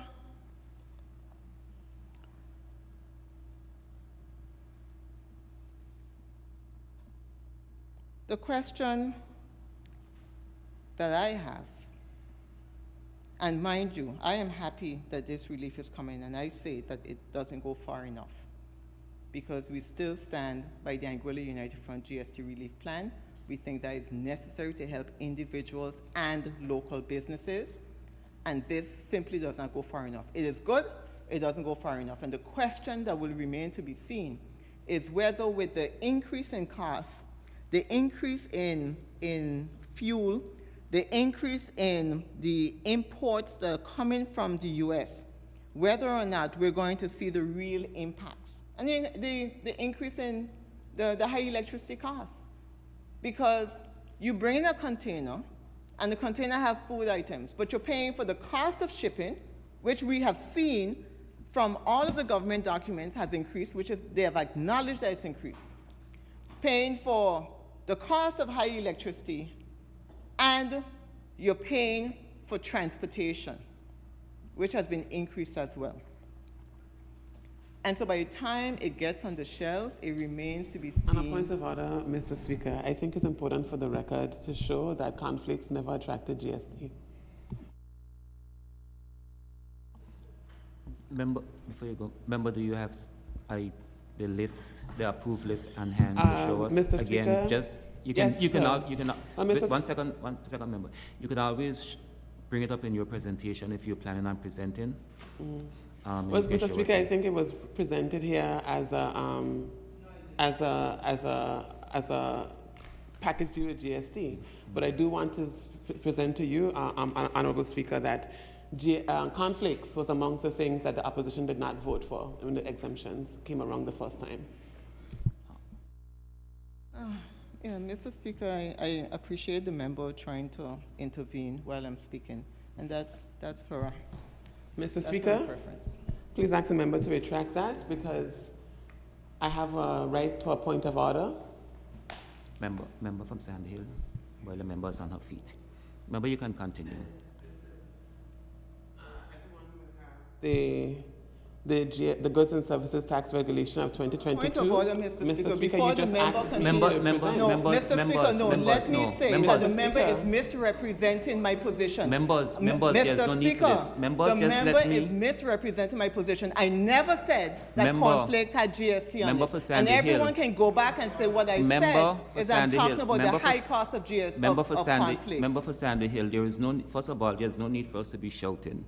And we all know the rules. If the speaker has the mic and speaking, everyone sit and wait till the speaker makes the ruling. It's simple across the board, and that goes for both sides. There is no need for us to be shouting over each other. I will give each person a chance to speak, and I'll give them their fair chance, member. So there's no need to try to shout over the member. If the member is standing on a point of order, and I will give you your chance to respond, member. But if the member's on her feet, there is definitely no need to be shouting across the aisles in this house. We're supposed to be conducting this house with respect, and I'll beg both sides, but let us try to do that today, member. At the point the member was about to make the stand on a point of order, I'll allow the member to make a point, member, and I'll allow you to respond, right. Mr. Speaker, for the listening audience, I want to note that when you began to I'll speak, just say this before you begin, member. I'll just ask you to just be brief with it, and if it's up, you can always make this part of your presentation. Continue, member. Thank you, Mr. Speaker. Just to briefly state, because you requested the record for conflicts not attracting GST, and I'm just stating that this would be in the goods and services tax regulation of 2022 that was passed in this House of Assembly. And I also want to note that it was heavily implied, not just in this presentation, but previous presentations, that conflicts was increased in cost because of the goods and services tax. Thank you, member. You may continue, member. Thank for you, Sandy Mr. Hill. Speaker. I think that the member is totally misrepresenting the position, and certainly in the House today. She can't come to the House today to try to stamp on a point of order of misrepresenting something I may have said sometime before. I can tell you what I said today, and I would ask the member to keep her comments in the frame of reference of what I'm saying today. What I said when I stood up is that there's a reference to conflicts that I have made that the members try to make a mock of. And the reason why I make mention of conflicts time and time again is because of the importance to families and to children in their homes. And I also said that it remains to be seen whether this food relief that's going to be provided is going to trickle down to the cost of goods in the store. And I also said that the reason why is because you have the cost of transportation, you have the cost of shipping, and you have the cost of electricity. And all of those costs are added onto the goods when they're placed on the shelves. And so you have to take that into consideration. So when the member is getting up on a point of order to try to say that I'm misrepresenting, she is actually misrepresenting because that is not what I said. And so I would ask her to pay attention to what I'm saying before she keeps getting up on a point of order. Mr. Speaker, on a point of order, misrepresentation. Within the context of today, Mr. Speaker, we are speaking about the removal of GST on food.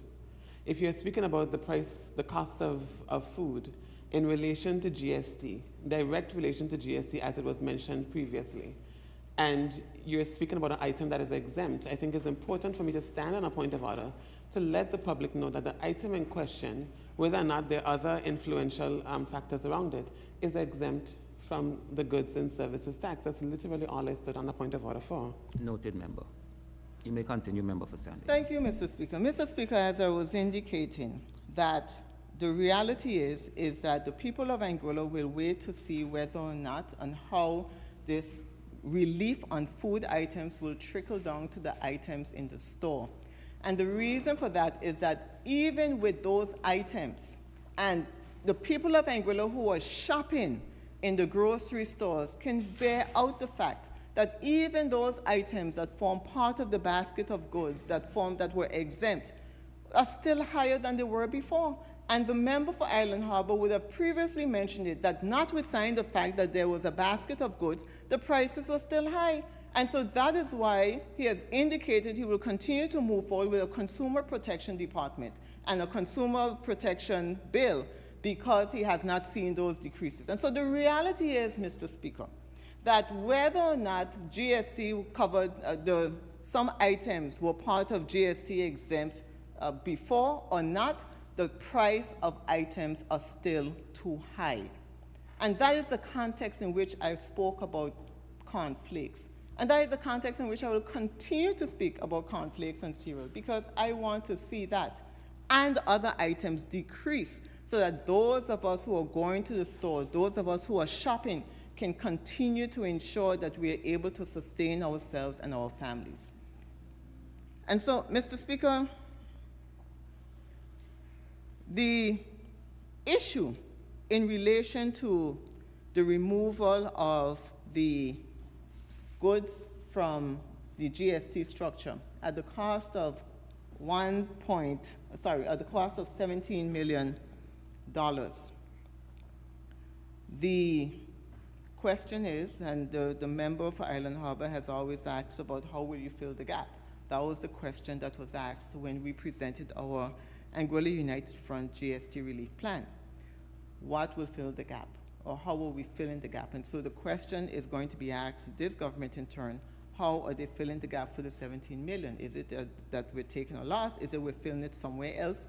Is it temporary? Is it permanent? Because some people are of the view, Mr. Speaker, that with the high budget, the 537 million, with the number of capital projects that are due to begin in 2025 and that are ongoing now, that they are concerned that this food relief is temporary, and that after elections, if the APM gets re-elected, that they will decrease.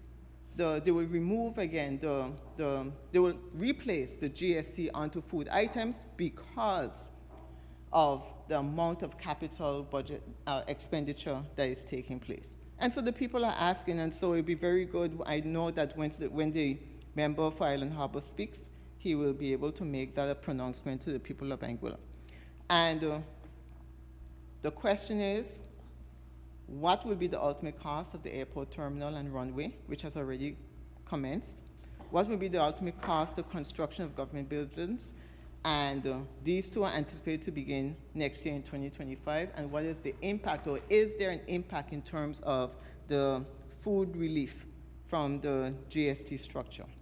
And so, Mr. Speaker, in closing, I will say this, that as members of the opposition and as members of the Anguilla United Front who would have proposed the Anguilla United Front GST relief plan, which included an aspect of this removal of items. In fact, it goes broader than that, because it proposed that the four sectors, the three sectors I identified, would be removed from the GST structure on imports, that the restaurants would be relieved from having to pay the GST on their bills, or have to pass it on their bills.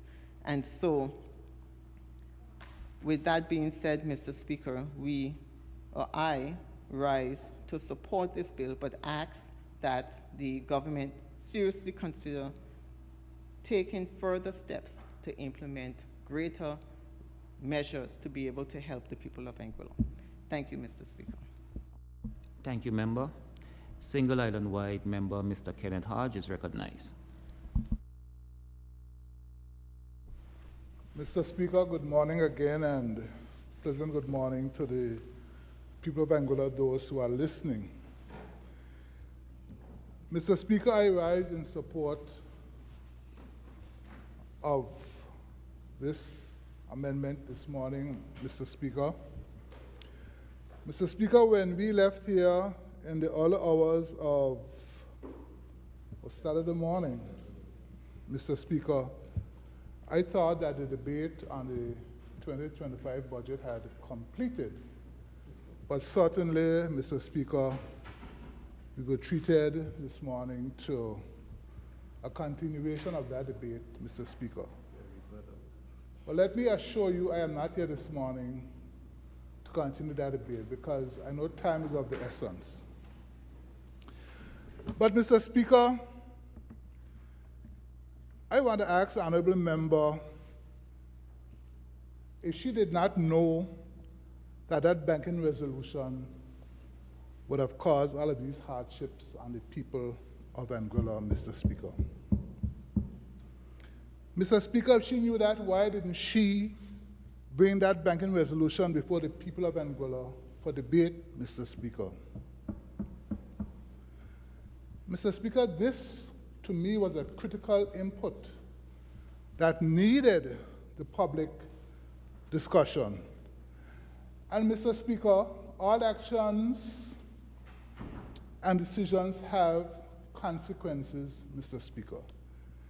So the GST, Mr. Speaker, GST tax is a reality of our time, Mr. Speaker.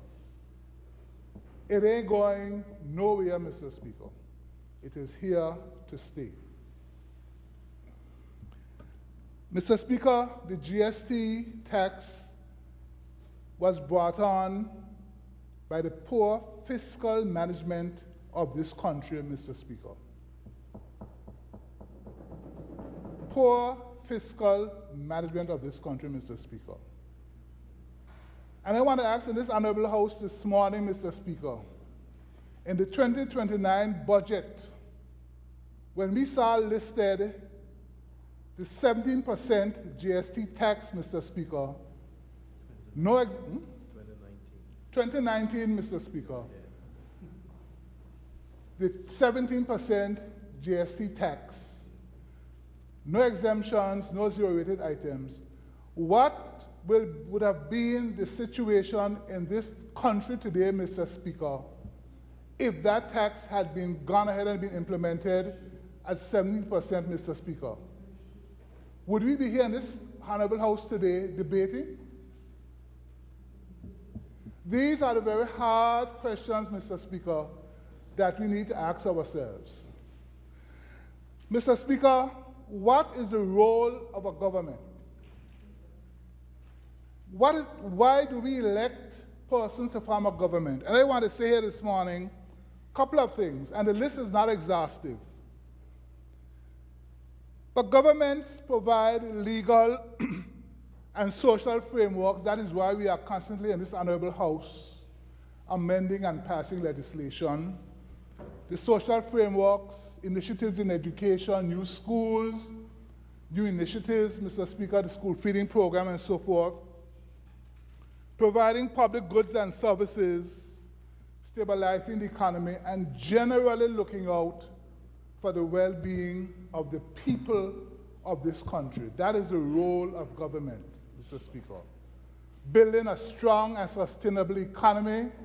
That is why we have this big budget, as they call it, Mr. Speaker. But this big budget comes with a major difference. This big budget, Mr. Speaker, is supporting valuable infrastructure and other developments that the previous big budgets never did. They were simply big budgets, Mr. Speaker. In our case this time, we can see the tangible outcomes of our so-called big budget. New airport, roads, new government complex, Mr. Speaker. We can see the very tangible output, so people can see health, education, you name it, they're all there. And I feel good because in my ministry, I'm getting an opportunity to get some of my staff in a new building as well. So I feel a little part of this process, and I'm very happy. But, Mr. Speaker, at the end of the day, the people of Anguilla want to know what lies ahead for this country, Mr. Speaker. The people of Anguilla have heard all about the initiatives that this government are doing. Mr. Speaker, the people of Anguilla have yet to see the full details of the AUF's relief package. We have seen snippets here and there. We have heard references made to it. We have heard that they consulted with experts, Mr. Speaker, and I'm not here in any way trying to downplay or decry these experts. I would just like to know who the experts are. Because, Mr. Speaker, credibility is of the essence here. You can't come and tell me that you have a plan that you went to exports and then you don't tell me what the exports are. I think the people of Anguilla should be asking the question, who were these exports? And Mr. Speaker, again, I am not imputing any false motive to these exports. I think all of us want to know who these exports are. The people of Anguilla know who our exports were. The capable people in the Ministry of Finance, Mr. Speaker, who crunched the numbers and came before this honorable House, Mr. Speaker, and presented the facts to the people of Anguilla.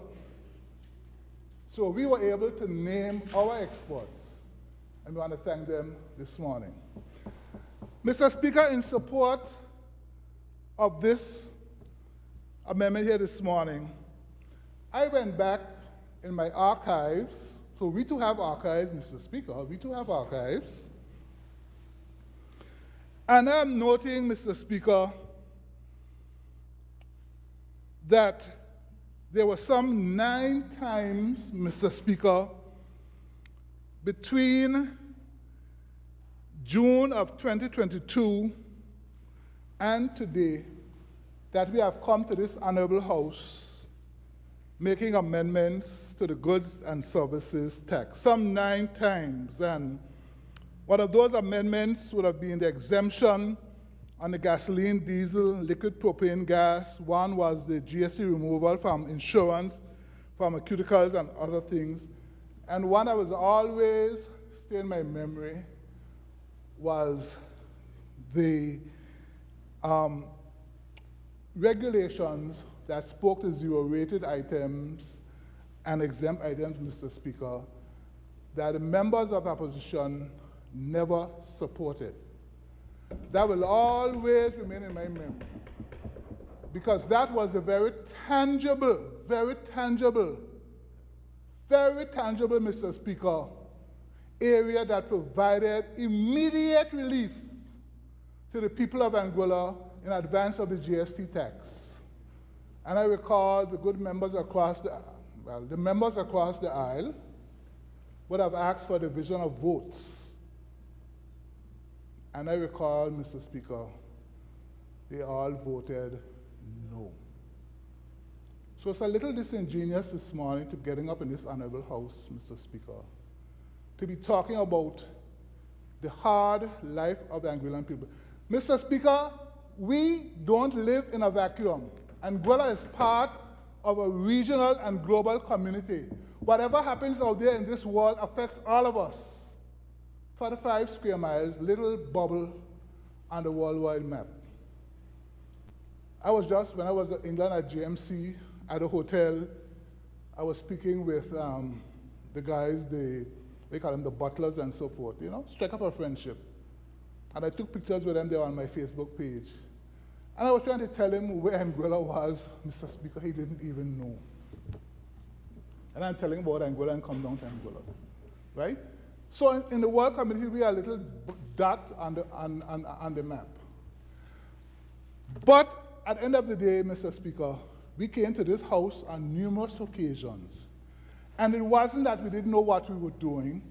We always pledged as an administration to continue to find ways and means of making life better for our people. And Mr. Speaker, this amendment today, I don't consider it to be the end. I consider as we continue to move along, Mr. Speaker, economy gets better, life gets better, people's economic situations get better, Mr. Speaker. We will continue to come back here again and again and again and again and again, Mr. Speaker. Because that is what governments do. They make life better for their people. So on one hand, we are creating the economic betterment with the airport and other things. We are creating the social, educational, other services, and we are making life better. So, Mr. Speaker, when we talk about the electrical credits and the food credits, that is what governments do. Somebody tried to say the other day, we take away thousands from our people and we give them back hundreds. Mr. Speaker, the backbone of this country is our tax system. Is our tax system. And as I said earlier, the GST tax is an unfortunate reality of our time, brought on by the poor fiscal management of this economy over the years, Mr. Speaker. Actions have consequences. And when the Premier signed on the dotted line for that relief from the UK, Mr. Speaker, it binded the people of Anguilla to conditions set by the United Kingdom. And Mr. Speaker, of note, and I said it when we were in London, I said this administration should not be judged by the behavior of previous administrations because we were different. We pledged to be open, we pledged to be transparent, and we pledged to do the things that we promised we would do. And that is why, even up to a few days ago, we were looking at the budgets for the various statutory bodies and the reports and the oversight, Mr. Speaker, because we all know that our statutory bodies in Anguilla were like runaway freight trains for many years. So, Mr. Speaker, as I said before, I am not here to engage in a debate speech all over again. But I thought it was important to highlight to the people of Anguilla, Mr. Speaker, that when we look at the compromised global economy, the realities of the compromised global economy, the inflation, Mr. Speaker, the supply chain issues, the realities since COVID, since the wars in the Middle East, Mr. Speaker, that there's opportunity for possibilities far beyond what the negative narratives suggest, Mr. Speaker. And I want to say here, this one is Honorable House, Mr. Speaker, the people of Anguilla are looking to the future. We hear too much narratives of what happened 2 years ago, 3 years ago, 4 years ago. Mr. Speaker, the world has moved on, Anguilla has moved on, we all have moved on. We're looking to the future. And I must say, I'm proud to be part of that administration, Mr. Speaker, that is looking to the future in the various initiatives that we are undertaking. And this initiative today, Mr. Speaker, and for the record, I want to indicate, Mr. Speaker, that this initiative was not brought on by the actions of the AUF with their relief plan. Mr. Speaker, this was something that we sat in cabinet months and months ago and discussed, Mr. Speaker. But like everything else, Mr. Speaker, like any initiative that we have ever brought to this honorable House, Mr. Speaker, it has to be costed. The relevant data has to be derived, and that's why we went to customs and we went to inland revenue. And Mr. Speaker, like everything else, it takes a considerable length of time. And so the fact that we are here today, it took that length of time. So when we went to Executive Council and we were asked to present the financial implications, and Mr. Speaker, members across the aisle know full well that this is the practice, Mr. Speaker, that when you go to the Executive Council, whatever initiative you bring, it has something on it called financial implications, where we have to look at what this is going to cost, and in this case, what is going to bring the overall financial standing of government down to, Mr. Speaker. So I want to commend this initiative to the people of Anguilla. And I too, as a consumer and a shopper, I look forward, Mr. Speaker, to seeing the difference in the shops, Mr. Speaker. I look forward to seeing the reduction in prices. And Mr. Speaker, I want to make a point here as well, that if prices go down, people will shop more. You recall, Mr. Speaker, many years ago, the $1 beers? I mean, I don't drink beer, and I'm not sure you don't drink beer either, right? But you recall the phenomenon Speak for myself? Okay. But you recall, Mr. Speaker, many years ago, when a beer was $2 and $3 US for a beer, and then I think it was the Chinese who brought in the $1 beer, and they never had enough to sell. Right? You remember that? So I'm saying here today, the retailer supermarket owners, they're going to benefit tremendously because you're going to see a higher turnover. So our shoppers are getting more for their money, so they're going to shop more. And the other thing I want to raise, Mr. Speaker, GST did not cause an increase in shoppers going to St. Martin. Mr. Speaker, ever since I know myself, and I recall the days of going to St. Martin on the Silver Still, I think, George Pogge's boat, that wooden boat going to St. Martin. From the time I knew myself, every year, Christmas and August, Mr. Speaker, Anguillians go to St. Martin, do some shopping, yes, but to get away from Anguilla and walk along the stores and so forth. So it is nothing new, Mr. Speaker, that Anguillans are flocking to St. Martin now to shop. It's been a cultural practice. It's been a practice of our time, Mr. Speaker, as a people, because we have family and friends in St. Martin. It's only about 20 minutes by the boat. You go across for the day, you spend your time, you come back in the evening, Mr. Speaker. And that has been part of our culture from the time I know myself. So GST did not cause a great increase in those numbers. So, Mr. Speaker, I think I've said enough.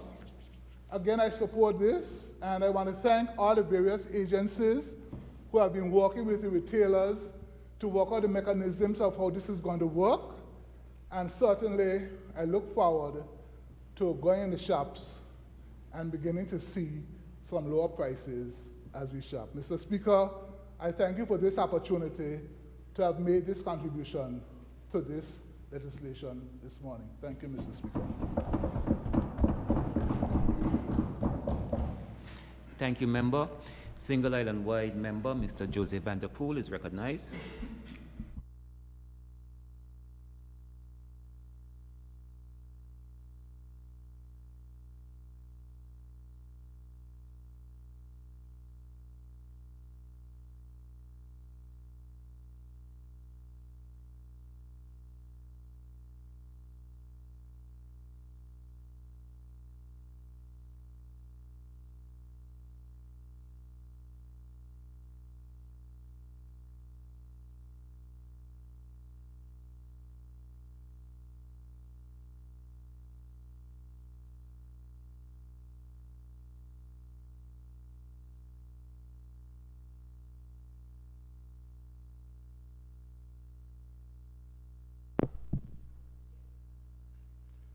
Sorry, Mr. Speaker, it seems like I might have to start over.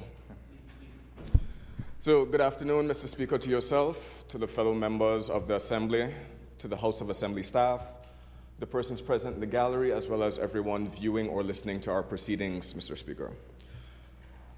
I rise in support of the bill before us, or the amendment, to have goods and services tax removed from the food items.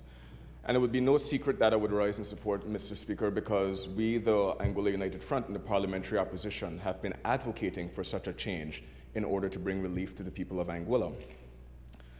The leader of the opposition would have spoken to the rising prices of food across global markets, referencing consumer prices in the US. The honorable minister across the aisle would have just spoken to inflation, the global struggles and conflicts, and a number of other factors to include supply chains that are leading to prices going up and up and up. And Mr. Speaker, in the budget debate, I would have spoken to the fact that there are other economic factors that we have to look at, such as we just had a recent presidential election in the US, and the incoming president would have touted policies such as increasing tariffs against nearby countries, such as Mexico, Canada, and China, to name a few. And he's doing that with the purpose of protecting American wages and pursuing and boosting America First projects. And nothing's wrong with that, Mr. Speaker. But the consequence that comes out of those foreign policies is the prices of goods are going to go up. which means that the rising prices that we have been seeing to date will continue to go up.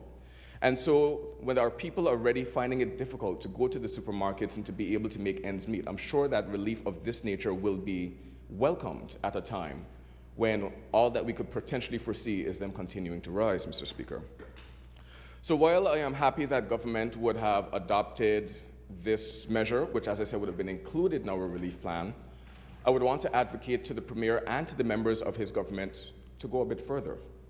So take, for example, another item that was included in our GST relief plan, which I would love to see adopted by the Premier and his cabinet, is the removal on retail sectors to include hardware stores, Mr. Speaker.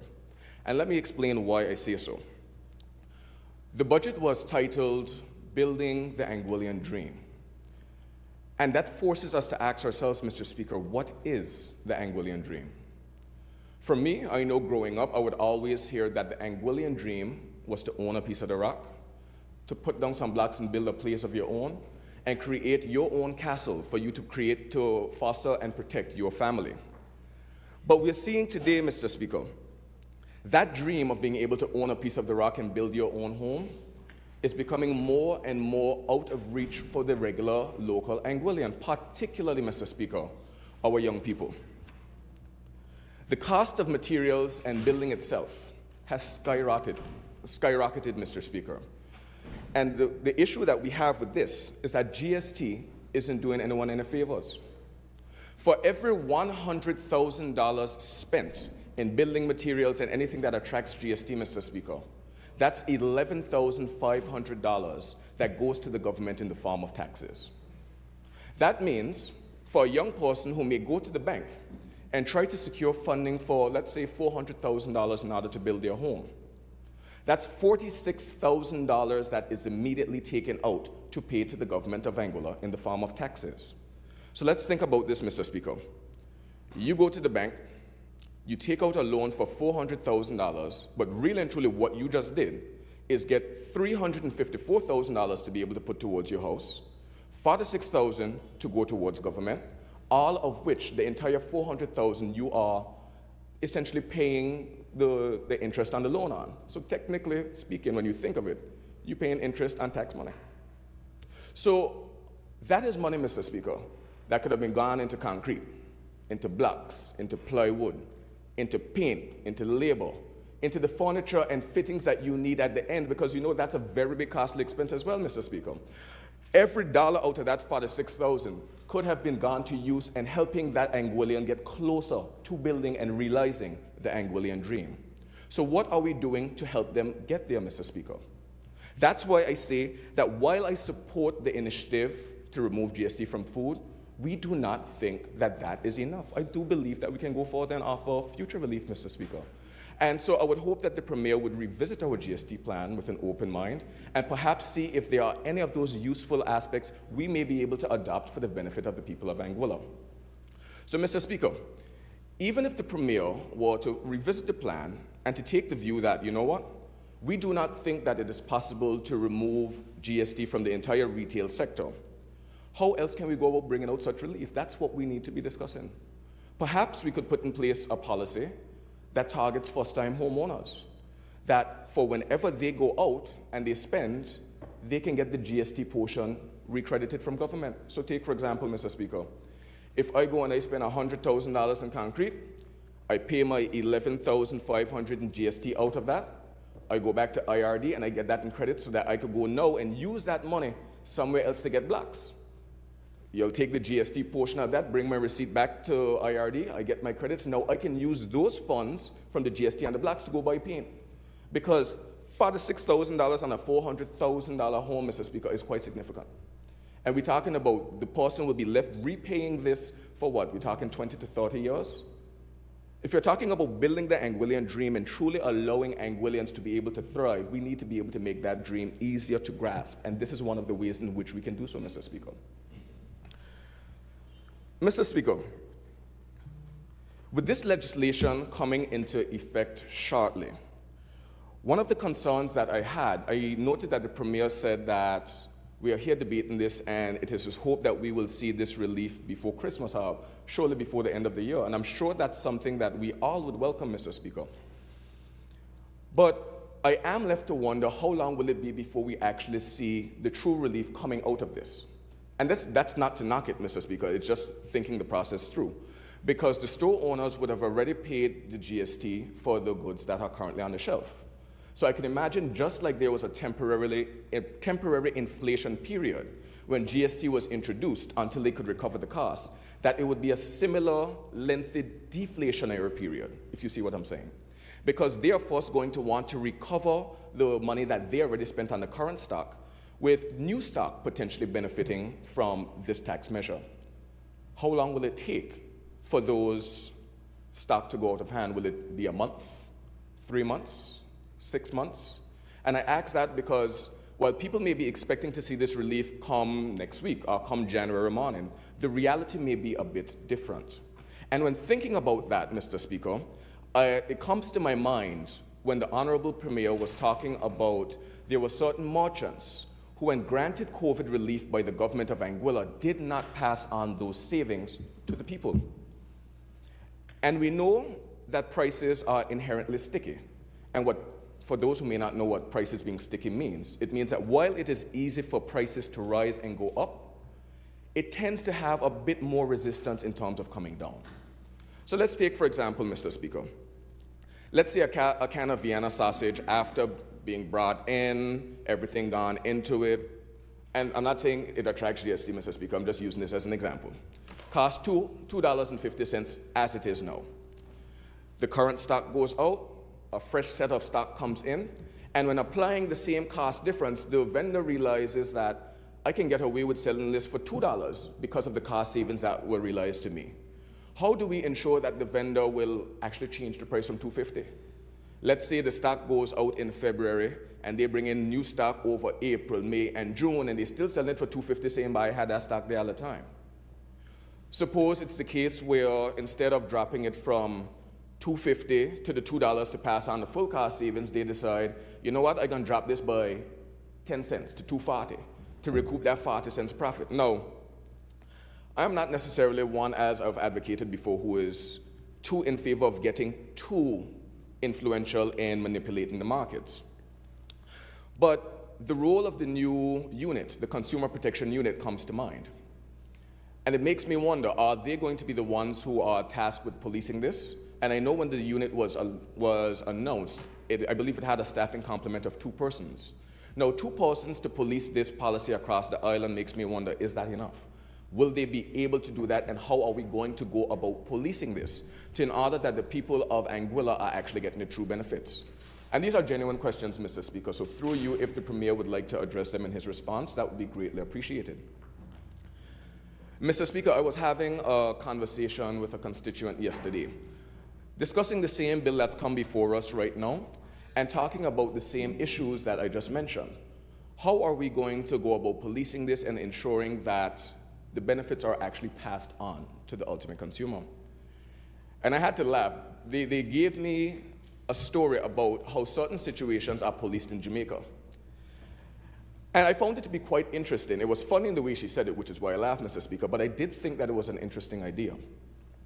Apparently in Jamaica, she would have said, they would hire regular persons, civilians, and give them a small stipend for a couple of weeks to go into the supermarkets to pick up a few items that should be falling within certain guidelines, whether that's a maximum price order or whether that's a certain percentage increase, whatever price control mechanisms or price gouging mechanisms are in place. And these persons would go in, so let's say you're supposed to be selling flour for $1, and the person walk in and you charge them $2.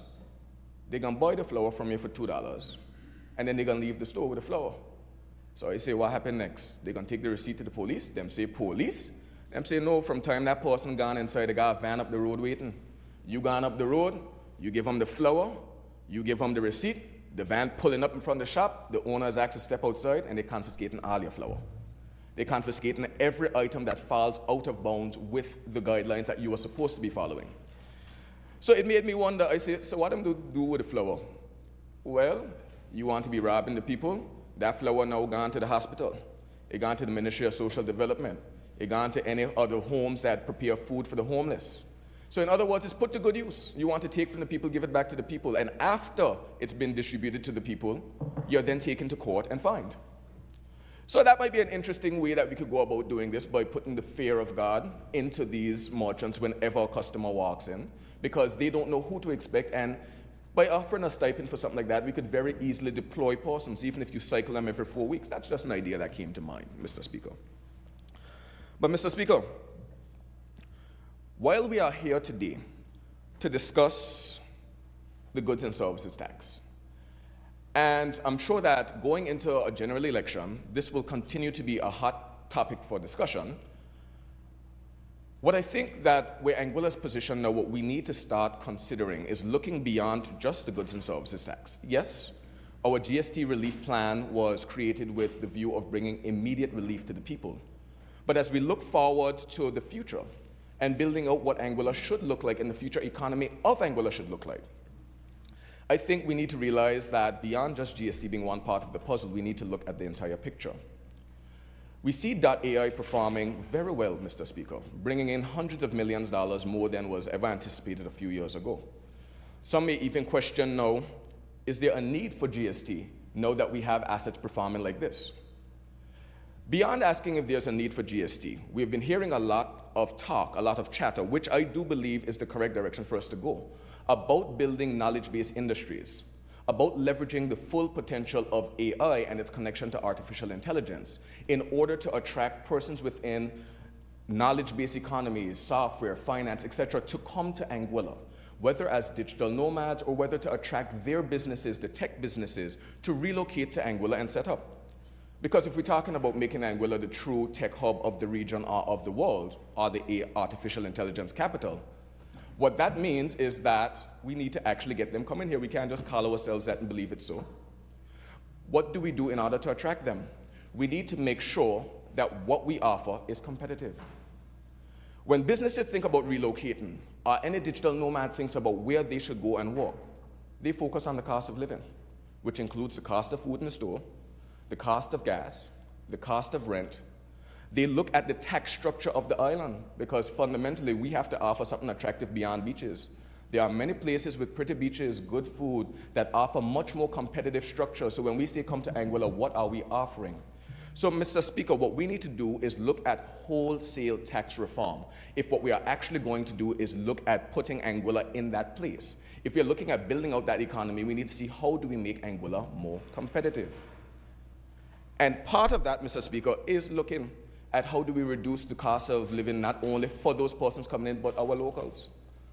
And I can tell you, Mr. Speaker, from the guests who visit our islands today who love coming here, they say that Anguilla is quite expensive. So what are we doing to amend customs duties, to amend GST, to structure the economy in such a way that we are, while remaining competitive and attractive to foreign companies, to foreign citizens, to help artificially grow our population without taking away jobs, but in fact injecting money into our local economy, but at the same time balancing that with government's need to make sure it can still function. Now, these are the conversations that I think we need to start shifting towards, Mr. Speaker, because as the Minister said, too often in Anguilla, I feel like we keep looking back. But when you're driving a car, you got to look forward. So these are the things that I want to see us start building on. Stop blaming whose fault GST is for. Let's start talking about where are we going to take it. And those are the kind of things that I wanted to hear come out of the budget debate last week, Mr. Speaker. But sadly, I found that they were largely lacking. So as we go into 2025, and we start not only going into elections, but truly going into discourse of where Anguilla will be in the next 5, 10, 15 years, let's step up the conversation. But Mr. Speaker, for now, I give my support to this bill, but I will continue to say there is more that we as a legislature and we as leaders can do to offer relief to the people of Anguilla. I thank you. Thank you, Member.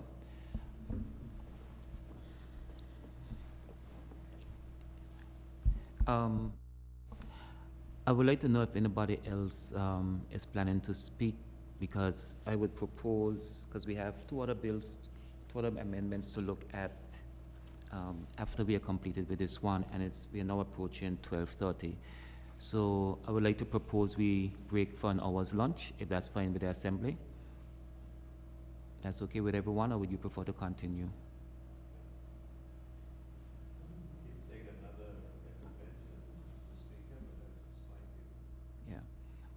I'm not getting another feedback, member, so I'll take you.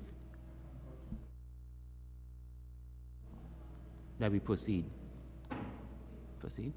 Okay. Any other contributions?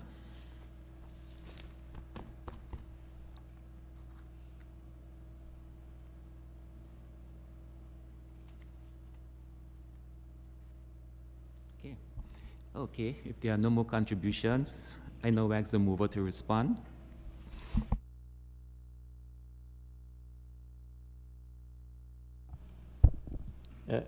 Thank you very much, Mr. Speaker.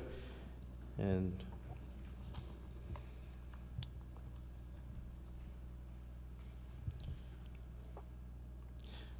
Mr. Speaker, as has been said, we're not here to continue the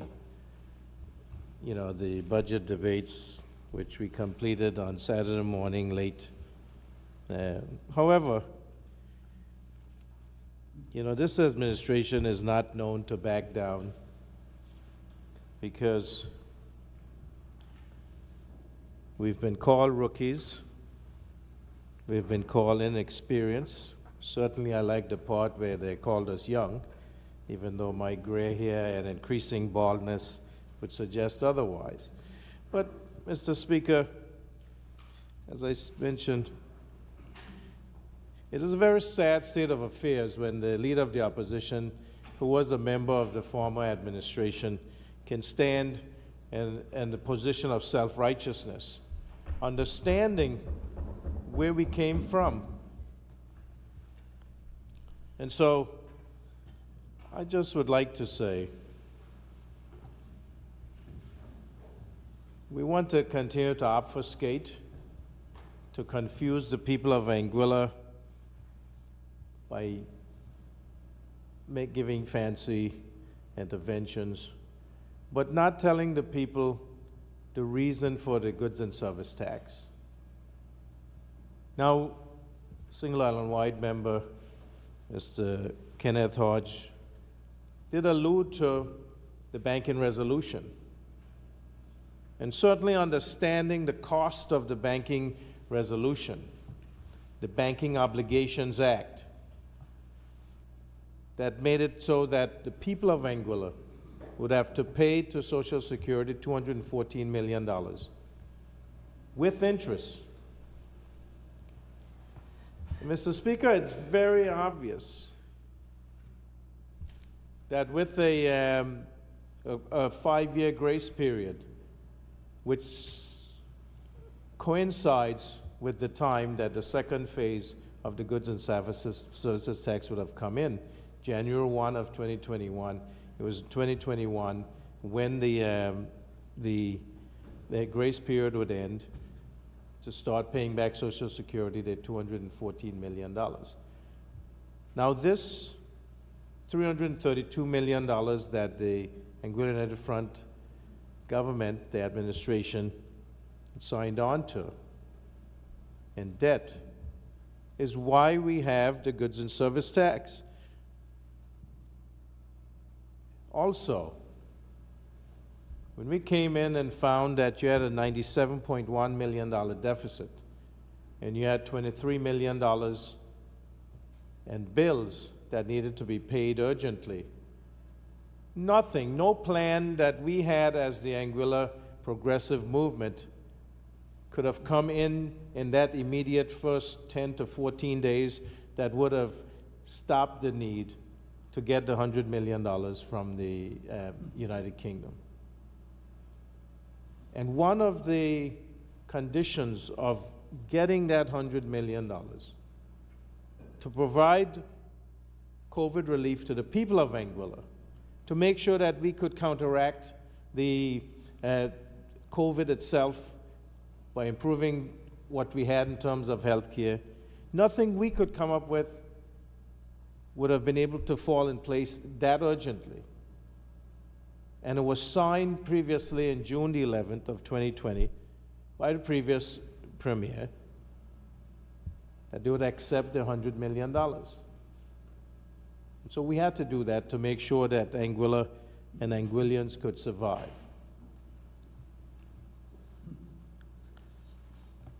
Mr. Speaker, it was mentioned that there was no pushback from this administration.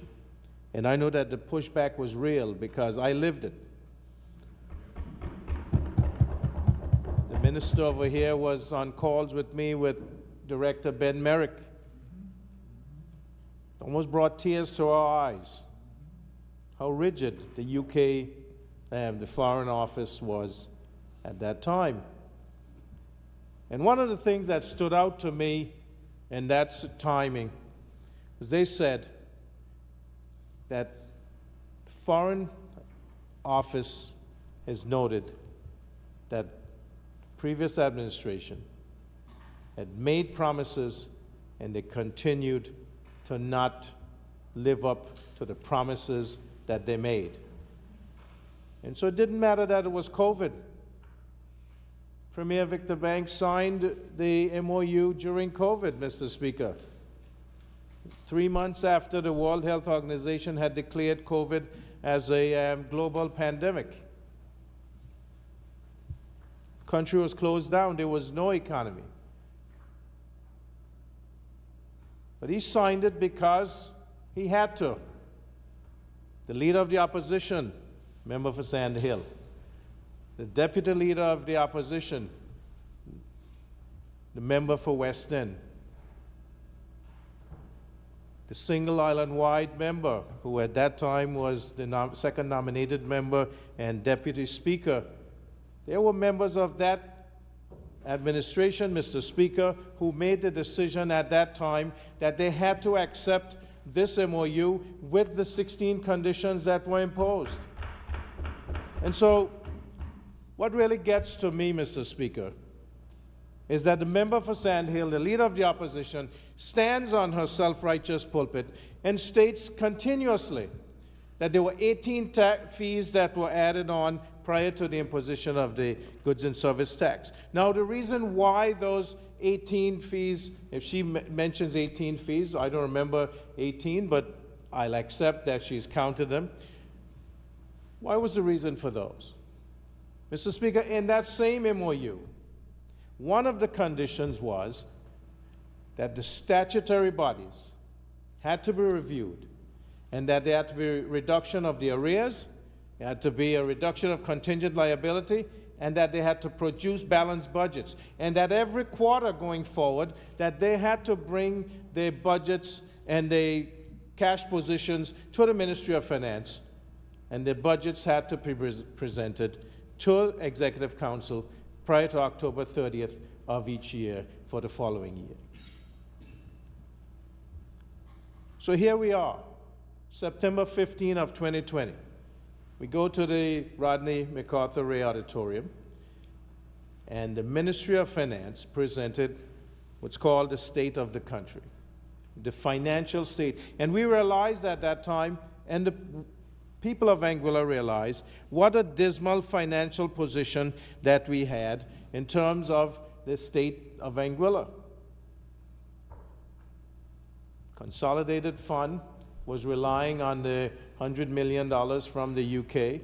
And you know, at that time, Mr. Speaker, because other than this beautiful role you have right today, you sat with us in Cabinet, you sat with us in Executive Council.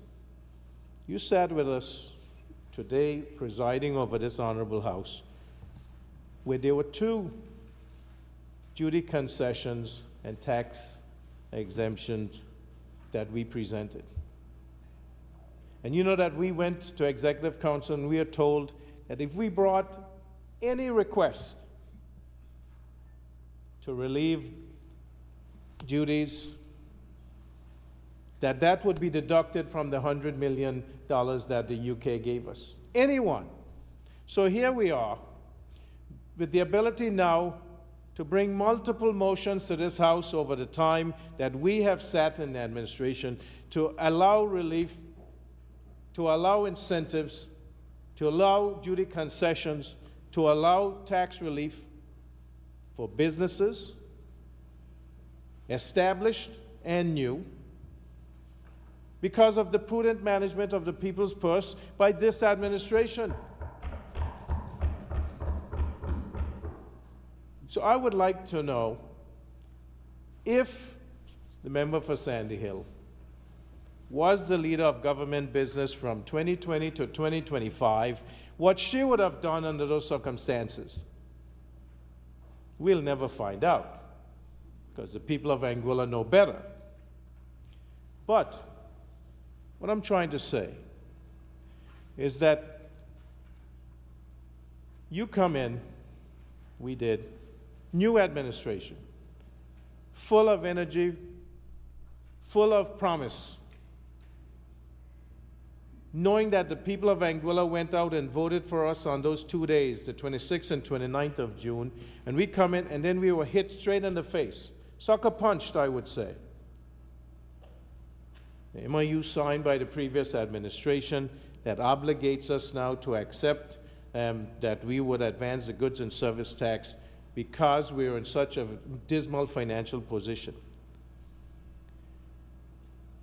Then to be told that your statutory bodies are all failing. You know, we didn't raise ASPA fees because ASPA was doing great. In fact, ASPA came to us and said they needed permission from the government to increase or to double their line of credit, right? The overdraft. And you have to go and ask the UK permission to do that, Mr. Speaker. And then it says that you have to raise the port fees if you want ASPA to be viable. In fact, we were told it's probably best if you bring ASPA back under government. And I know that this can be backed up by anybody here on this side who's sitting in Executive Council at that time. We were told the Health Authority of Anguilla, where the UK had put money in, where the previous administration had taken what they said was a surplus, and they put it in so that the Health Authority of Anguilla, you could bolster the ability to provide care for patients, knowing that we had a global pandemic that we were dealing with, and that there were 3 patients already who were positive for COVID. And you don't know, when you're hearing that people are dying throughout the world from COVID, you don't know if those 3 persons are going to make it, and that if they can spread in the community. These were the conditions that we were dealing with. But you know what? We were told that the 1st of January 2021, you had to bring in the second phase of the goods and service tax. We had the white papers from May, you know, on the bottom of it said Victor F. Banks, Minister of Finance. We had the one from June that said similar, that mentioned about the 17% rate and the threshold. We had, Mr. Speaker, the bill that was already written that had the former speaker's name at the bottom of it, and, you know, Terry Harrigan. This was already done. We had the GST consultant who was here already. And we were told this was essentially already in place. And if you're going to accept the $100 million from the UK, it had to continue. There was no getting away from it. You know how we got to July of 2022 to implement it? After where we were basically told we had to pass the bill. And you know, we remember the first reading of the Goods and Service Tax Act was done in March of 2021. And we were told that we could not go into the second quarter of 2021 because if we went past the end of March of 2021, basically the $100 million would go away and we'd be left floundering in the middle of COVID. But added to that, Mr. Speaker, we were told that we needed to cut scholarships. We needed to come up with a plan of how we can reduce the gap that there was. And we were told that if we went past July of 2021, that we'd have to start cutting public servant salaries. If we got to October of 2022 for the implementation, 7.5% cut in public servant salaries. Now, Mr. Speaker, you know that when we got in at the end of June of 2020, we said that we would not bring in place the previously proposed cut of 5% to public servant salaries that the outgoing AUF administration had left. A bill already there to implement a 5% cut in public servant salaries. We said no.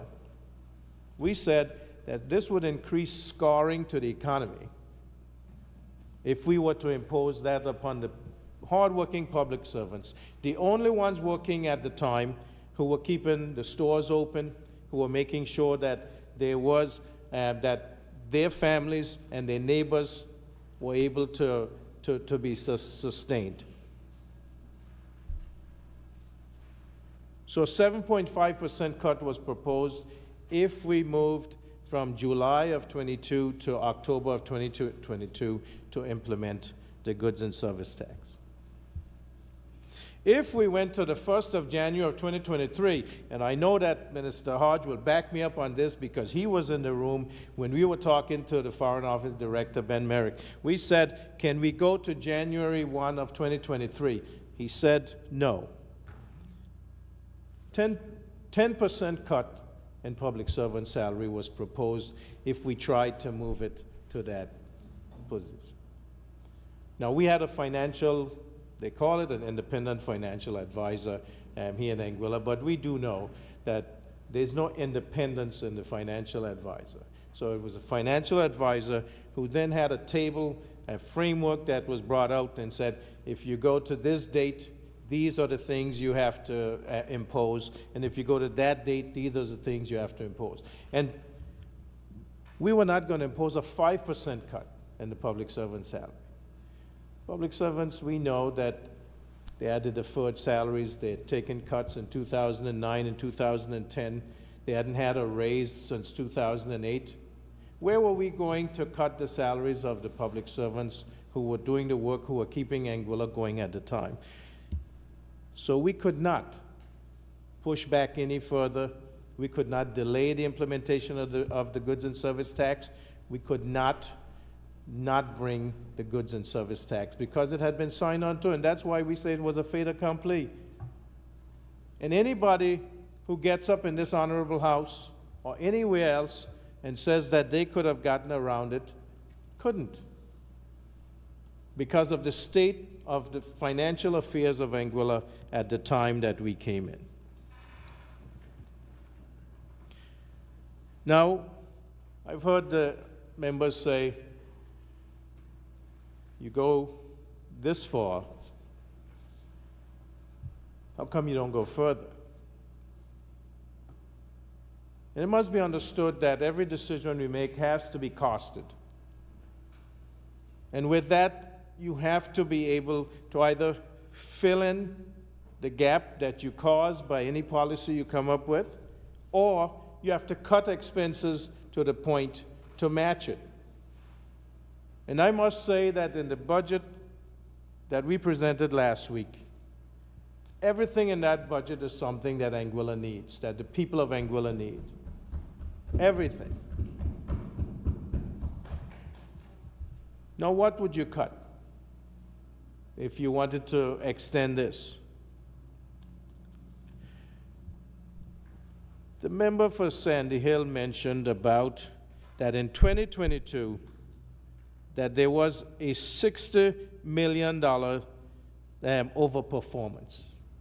That is absolutely incorrect. Absolutely incorrect. And I hope that the member, misunderstood the calculations. Basically, in 2022, you needed $79.4 million.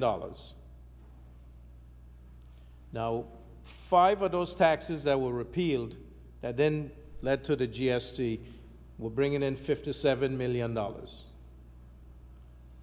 That was the accommodation tax, which was 12%, the communication levy, which was 15%, the environmental levy, which was 7%, the IGT, interim goods tax, which was brought in by this administration as the first phase of GST in October of 2019, and then the public entertainment tax of 10%. That was projected to bring $57 million. But based on the expenditure of 2022, you needed $79.4 million. So by bringing in the goods and service tax, that was the $22 million gap that was necessary to be filled by the rate that, of GST. And so we raised $90 million. That's about, what, 10.6 million more than, so if you call that overperforming, yes. But if you have $10 million more than you had projected, you're not going to go and make changes based on 6 months of something and you got $10 million extra, because you don't know what the next year is going to bring. Certainly the next year brought a higher revenue from the GST, but just think about the economy. The economy improved at that time because we had American Airlines came in December 11th of 2021, and by that time, 2022, 2023, because people had this need to travel, you noticed that the economy was improving, the hotels were back in business and doing better, our hospitality workers had their work going, the economy improved, and so the GST revenue improved. It was higher than the 80 million for 2022. But again, that's expected. But then our expenditure was higher. So you can't just go and say, okay, let's go ahead and reduce the rate of the goods and service tax without having the data, enough data to look at it. And that's why the changes we make are based on the data. As we go along and we find that we can make changes, when we can do better, we do better. That is why the amendments have come. The exemptions were increased. The zero-rated items were increased. The services were exempted that we could do as we go along. We continue to do that. And as the member said, we'll continue to make aggressive changes as we can without putting the country back into the state that we met it. Because when you're an irresponsible government, it's the people that suffer. And that's what we met when we came in 2020. And I must say that I'm proud of this team that has continued to guide this country in the right direction, to make sure that now we have the chance to catch up where we need to in terms of infrastructure, in terms of health care, in terms of education, in terms of security. Certainly security was an issue that we didn't cater for when we started out because the world was different. Anguilla was different. Now we find that we have to put millions of dollars into security and into safety. We even have to have security guards at our primary schools, something we would have never thought in a million years that Anguilla would have come to. I mean, certainly I understand, security guards in front of the supermarkets and restaurants and things like that. The world is changing, yes, but the primary schools, that our children are in danger, this is something that we now have to cater for because we have to be proactive, Mr. Speaker. And then the Joint Emergency Control Center and the CCTV island-wide, all these increasing the police force, all necessary. As we modernize, we have to deal with these issues that plague globally. But I like that the member for Sandy Hill, as she wrapped up and stating some of the inflationary, the supply chain, showed that the high cost of food is not due to the GST. Because she said that it is possible that we remove GST from all food items and the cost doesn't, and the prices don't come down. And stated some of the things that can contribute to that. But I know that the merchants know that if they're not paying GST on the food items, and we know that there were food items before, the essential items, there was no GST, and also we do know that any item that the businesses pay GST on, that they can claim back that GST. Even on the GST on electricity, they can claim back. GST on their telephones, they can claim back. GST on the furniture, they can claim back. You know, so the businesses have to take some responsibility. And government is making every step that we can do to decrease the cost. Any tax relief that we can give to decrease the cost, and also giving help to the vulnerable, which we've done in terms of health care, in terms of food vouchers, in terms of electricity credits. These are all moves that governments make to help their people. And why is the opposition so adamant to oppose these types of policies? I don't understand. You know, I know that they have this mantra out there that this administration doesn't care, and that's what they run on. I think their slogan is that, you know, the APM doesn't care. I think that we have proved time and time again that if there is a caring administration that has ever been in this country, that the APM stands head and shoulders above every other administration that has existed. And that's, I know, that we will continue. As long as God gives us strength and gives us health, and the people of Anguilla continue to elect us, to continue to lead them, I know that we'll continue to do what's best and what's right for this country, Anguilla, because this is our home. This is our paradise. This is where we want to be. Now, the Single Island Wide member, Mr. Jose Vanderpool, asked a lot of questions. We certainly continue to look at ways that as the economy improves, that we will continue to give relief to the people of Anguilla in whatever way that we can, to make sure that we share this burden of keeping the country going in the right direction. Certainly we have made sacrifices, Mr. Speaker. Every Anguillian has made sacrifices, and over the years of Anguilla, we know that the people have sacrificed to keep this country going. And there's no way that we should go back to we are skimming the surface of bankruptcy. There's no way that we should go back to where we are carrying and begging. There's no way that we should repeat the words, the mantra, tell the British come and take their country. Never. Never, Mr. Speaker. That will not happen under our watch. Never.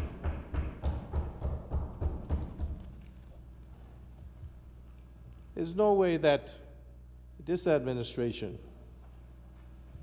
has given up what we have given up to represent the people of Anguilla, to stand for them, stand in the gap, to ask them to support us, to elect us, and then we make decisions that are going to hurt them. That is not the case. That will never happen.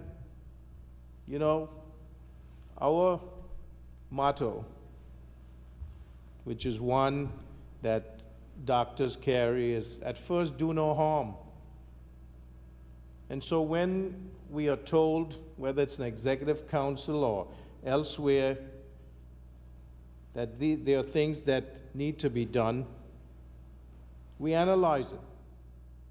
And then we say, what is the lesser of the evils? Because when we came in on June 29th, and on the 30th of June, when we looked and heard about the state of the country, it was not a good place. There was no good choice. but we took the choice that was the lesser of the evils. And now, thank God, we're in a position where we have made changes in this country that will make this country one of the greatest countries in the Caribbean, if not in the world. That is what we stand for. And so with this act, this amendment to the Goods and Service Tax Act,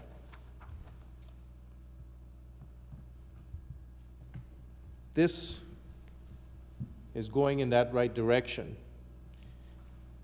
The Goods and Service Tax Act of 2021, which was implemented in July of 2022, has allowed us, Mr. Speaker, to remove property tax for almost 6,200 homes. That is progress. It has allowed us to do Senior Shield, where almost 1,100 seniors are getting free medical care in the public health system. It's now allowed us to do Junior Shield for Anguillian children less than 5 years old, have free health care. Those on dialysis, to not have to worry about paying the extensive cost of dialysis. There are so many benefits that have been allowed to the people of Anguilla, and as people of Anguilla drive around, they can see the infrastructure projects, the capital projects, which will add to the economy of this country, which will make each person, I see hundreds of people working on the public projects, the airport, the plans for the school, the TVET center, the roads that are being built. I see hundreds of people working, Mr. Speaker. So they may not be able to eat concrete, but certainly as concrete pours, their pockets grows, the country grows. That is progress. And so today we are given removing GST from all food items except alcohol and candy.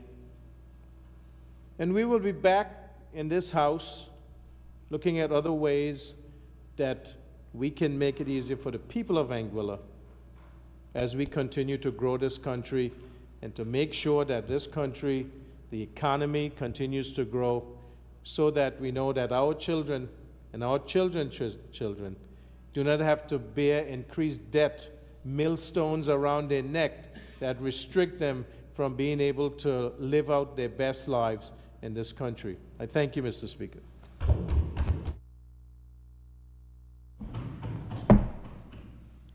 Thank you, Member. It has been moved and seconded that a bill shortly entitled Goods and Services Tax Amendment Act 2024 be now read a second time. Those in favor? Aye. Those against? The ayes have it. I call upon the clerk to read the bill a second time. An act to amend the Goods and Services Tax Act, Revised Statutes of Anguilla, Chapter G12. Under Rule 45 of the Legislative Assembly Rules of Procedure, the bill now stands referred to a Committee of the Whole Assembly to consider it clause by clause. Assembly in committee.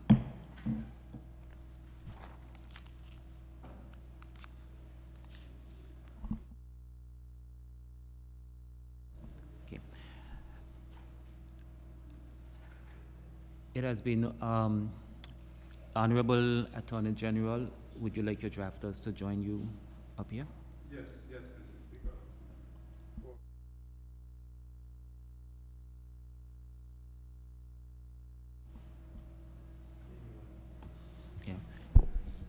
Yeah. Yes, Mr. Speaker. Bill, I'd be grateful if they. I invite you to. Yeah.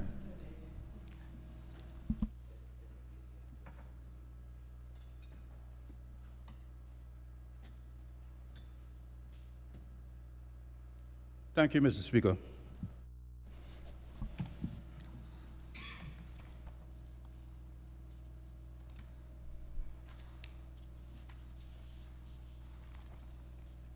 Clauses 1 through 2.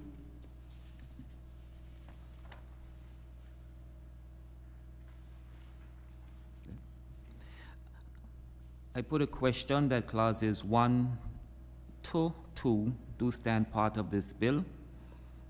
Those in favor? Aye. Those against? The ayes have it. Clause 3.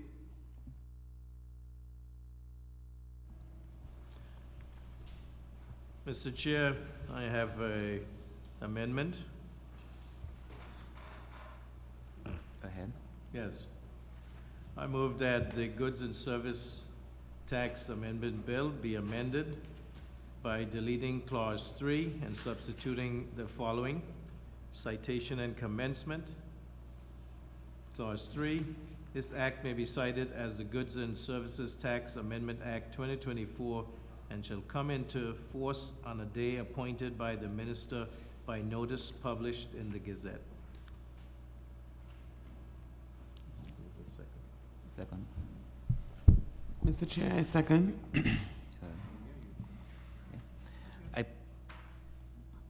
I put a question that clause 3 do stand as amended. Those in favor say aye. Aye. Those against say no. The ayes have it. The title and the enacting clause.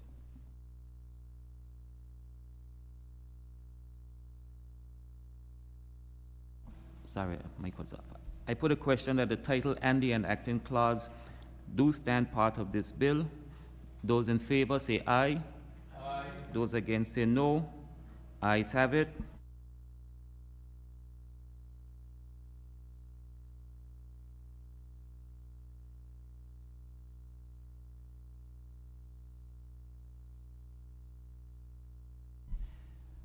This honorable assembly resumes its sitting.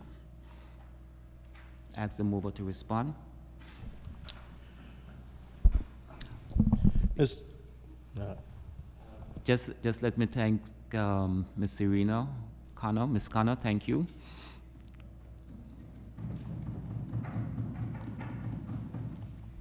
We now resume our sitting. The mover. Thank you, Mr. Speaker. I too would like to thank the drafters, Ms. Serena Connor and Ms. Kerry Horsford, for their stellar service for this country. Mr. Speaker, I beg to report that the bill, shortly entitled A Bill for Goods and Services Tax Amendment Act 2024, has passed through committee with amendment and is ready for its third reading.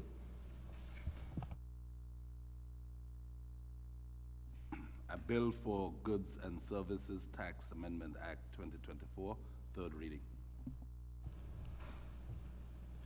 Thank you, Mr. Speaker.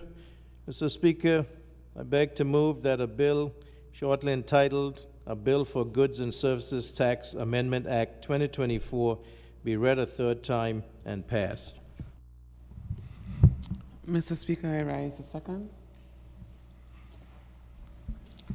It has been moved and seconded that a bill entitled Goods and Services Tax Amendment Act 2024 be now read a third time and pass. Those in favor say aye. Aye. Those against say no. The ayes have it. I call upon the clerk to read the bill a third time. An act to amend the Goods and Services Tax Act, Revised Statutes of Anguilla, Chapter G, 12th. Bill read a third time and passed. A bill for Inland Revenue Department Amendment Act 2024, second reading. Honorable member for Island Harbor is recognized. Thank you, Mr. Speaker. Mr. Speaker, I beg to move that a bill shortly entitled A Bill for Inland Revenue Department Amendment Act 2024 have its second reading. Speaker, I rise to second.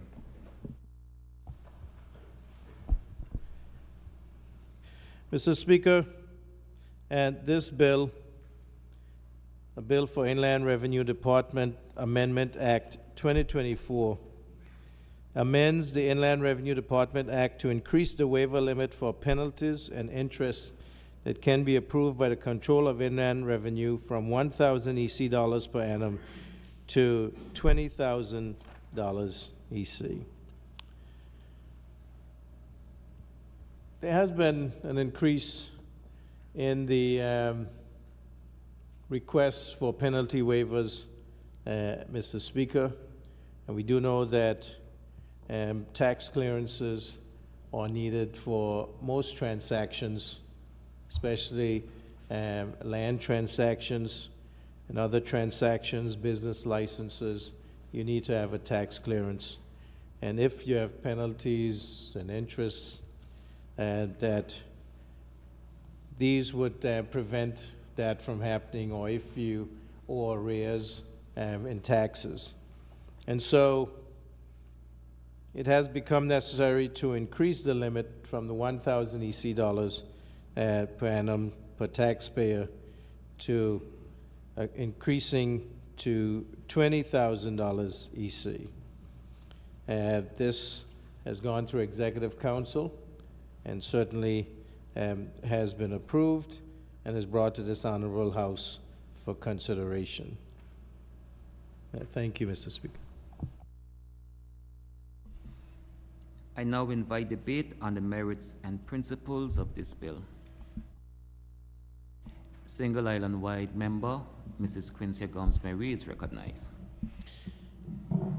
Mr. Speaker, thank you for the opportunity to speak again in this honorable House. As it relates to this bill that we are considering this moment, Mr. Speaker, again, this is an example of government doing its best to ensure that services are rendered in a timely fashion, especially those in the business community can benefit from additional opportunities to petition government without needing to go through the bureaucratic processes of going to Executive Council or even coming to the House of Assembly.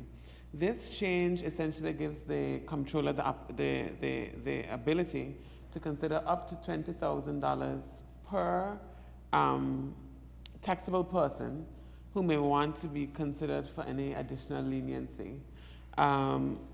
In this circumstance, Mr. Speaker, it is considered more extreme circumstances, so you have to have a valid reason why you will qualify for this opportunity to be considered for additional leniency.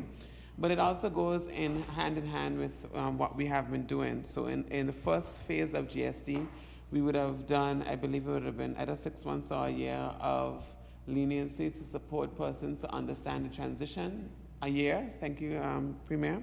A year of leniency to support persons in their transition. And then that was supported by an additional $1,000, up to $1,000, where the Comptroller could have applied leniency with the group of persons that he would have considered the request with. But, Mr. Speaker, as you can imagine, for a business, $1,000 is a small amount. So this increases the amount, and anything over this will then be considered by the Executive Council and then escalated through the usual channels. But this ensures that persons have easier processes. They can do their usual course of business, but I should let persons know that while these considerations are being made, you can still be charged interest. So it is recommended to pay the tax while the query is going on, because interest will not be remitted if you decide not to pay during the query. These are things that is normal. It is in line with all of government's other taxable tax structures. It is not unique to GST. It is not unique to Anguilla, and it's not unique to the. It's not unique to this specific bill. And I think it will help a lot of persons. It will make business be easier in Anguilla, and it also will give the people the opportunity to understand wherever they may have misunderstandings and allow the IRD to function as an efficient arm of government. Thank you, Member. Member for Valley South is recognized. Good afternoon, Mr. Speaker. I will attempt at all costs to call you Mr. this afternoon. So please forgive me if I do any gender reassigning during my presentation. It will not be intentional.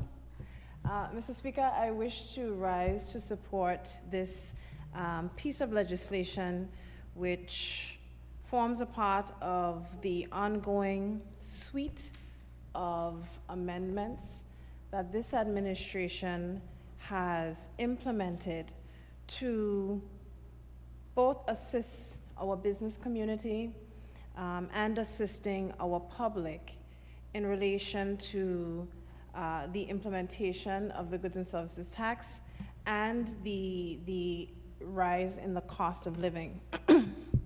Mr. Speaker, I think it's very important to note that this particular increase in the waiver limit from $1,000, and I thought it would be necessary to outline what is the waiver limit currently and what it is going to. The waiver limit currently is $1,000, and it is now going up to $20,000. So that there are moves being made to ensure that persons don't unintentionally fall foul of the amount that is prescribed in the legislation, but also to highlight, Madam Speaker, that this particular provision, this particular waiver limit, is not new to pieces of legislation in Anguilla. There are other pieces of legislation, Madam Speaker, Mr. Speaker, Mr. Speaker, which speak to limits within which the Comptroller of Inland Revenue has discretion. And so, Mr. Speaker, it is important for us as an administration to continue to look at where we can ameliorate and create changes. And we do these changes, Mr. Speaker, based on data. It is very important that you understand that the entire approach that this administration has taken is a data-driven approach. Where we have the data, we then make sure that we can then implement new initiatives and changes to the legislation. And I say that, Mr. Speaker, because it's been very peculiar to me to listen to certain contributions to this Honorable House relating to GST and other measures or other comments that have been stated, such as the comment relating to there being an increase in persons who are going over to St. Martin for shopping purposes. And when the data does not bear out that opinion, when hard facts and data do not bear out that opinion, the opinion is stated as it doesn't matter what data exists because the people of Anguilla know what they're feeling.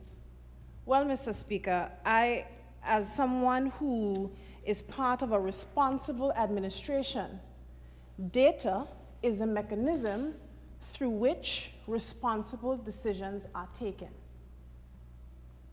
There is no other mechanism for responsible decisions other than data. So if you, in the face of data that contradicts your opinion, state that that data is irrelevant or doesn't matter, then I would want to say, Mr. Speaker, how can you expect for a responsible administration to take your proposed plans seriously if in a smaller case where we ask you about data on your opinions, you do not agree or believe or take stock of that data? In your more formal plans, I am supposed to believe that you take stock of data there? It's a question, Mr. Speaker. It's a question, again, about what does a responsible administration do? What is the mandate on persons who are auditioning for the role of leading this country what do? Is data important to drive decision making? We all know it is of critical importance. CARICOM, the OECS, the IMF, the World Development Bank all say that data-driven decision making is a hallmark of sustainability. And so when you are faced with individuals who will directly discount data, then the question is, do they actually even believe what they say? Do they actually believe the plans or the concepts of a plan that they put before the people of Anguilla? Because it's obvious to me that they are not using data. That in the face of data, whether provided for by the Honorable Premier or the technical staff in the Ministry of Finance, the persons with whom they have to work if, God forbid, they are successful in getting into government. The same persons who came before the people of Anguilla to set out the data, the actual position of the government of Anguilla, they were not even present to appraise themselves of that data. And so that leaves a bigger question for me, Mr. Speaker. And I want to say this because we're still talking about amendments in relation to the goods and service tax. It's very clear. I won't make my contribution much longer than this. That since the end of 2020, the members of the opposition have railed against the goods and service tax, which they were planning on implementing, for cheap political points. It is very obvious. But if you were railing against the goods and services tax since 2020, and in 2024, 4 years later, you only have concepts of a plan to present to the people of Anguilla, 4 years later, right before a general election, you only have concepts of a plan, then tell me, what is the responsibility of a sitting administration in relation to getting the requisite data and making controls? Tell me, what is the responsibility of a sitting administration? It took them 4 years to come up with a partial plan, which the full plan of which we have not seen. But at every single point in time before this administration acts, we use data to drive our decision making. Every single time, data. Data. And you know why we use data, Mr. Speaker? Because by using data, you also prevent yourself from getting into a position where you set the people up for disappointment. Because saying things on an emotional basis, Mr. Speaker, is all well and good. But when you are faced with the actual data, and to me, the question that then brings to the fore is, what is the value of experience? Because this group, as the Premier said, was frequently called rookies. And I think that the value of experience is actually the ability to act on data, to act on prior knowledge. That's the value of experience. To know that there are less chances of unforced errors. That's the value of experience. But what could be the value of experience when the proposals being placed before the people of Anguilla are not data-driven?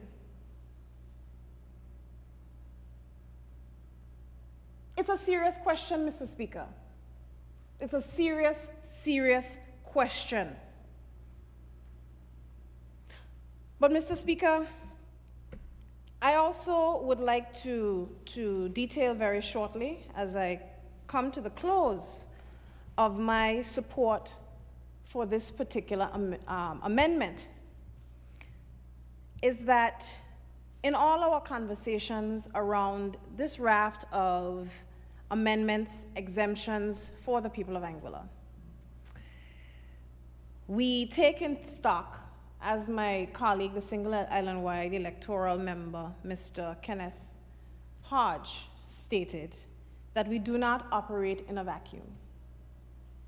And the reason why that is brought up is because it is very commonly noted that it is small island developing states, countries that are vulnerable to external factors and the cost of importation externally, that face vulnerability as a result. The high cost of importation because we do not control the factors of production. We import 99% of all goods coming into the country, Mr. Speaker. So the single issue is the question of importation costs.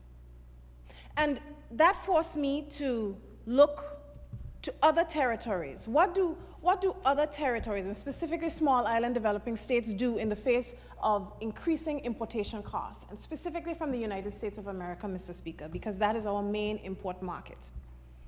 And I looked and I saw an example. There are a couple examples, too, that I want to draw to your attention. Seychelles and Tuvalu, both small island developing states, very vulnerable, especially to climate, to importation, all of those things. Of course, Seychelles is markedly bigger than Anguilla. But here's the very interesting thing that they have done. You know what they do in the face of rising importation costs? They invest in self-sufficiency.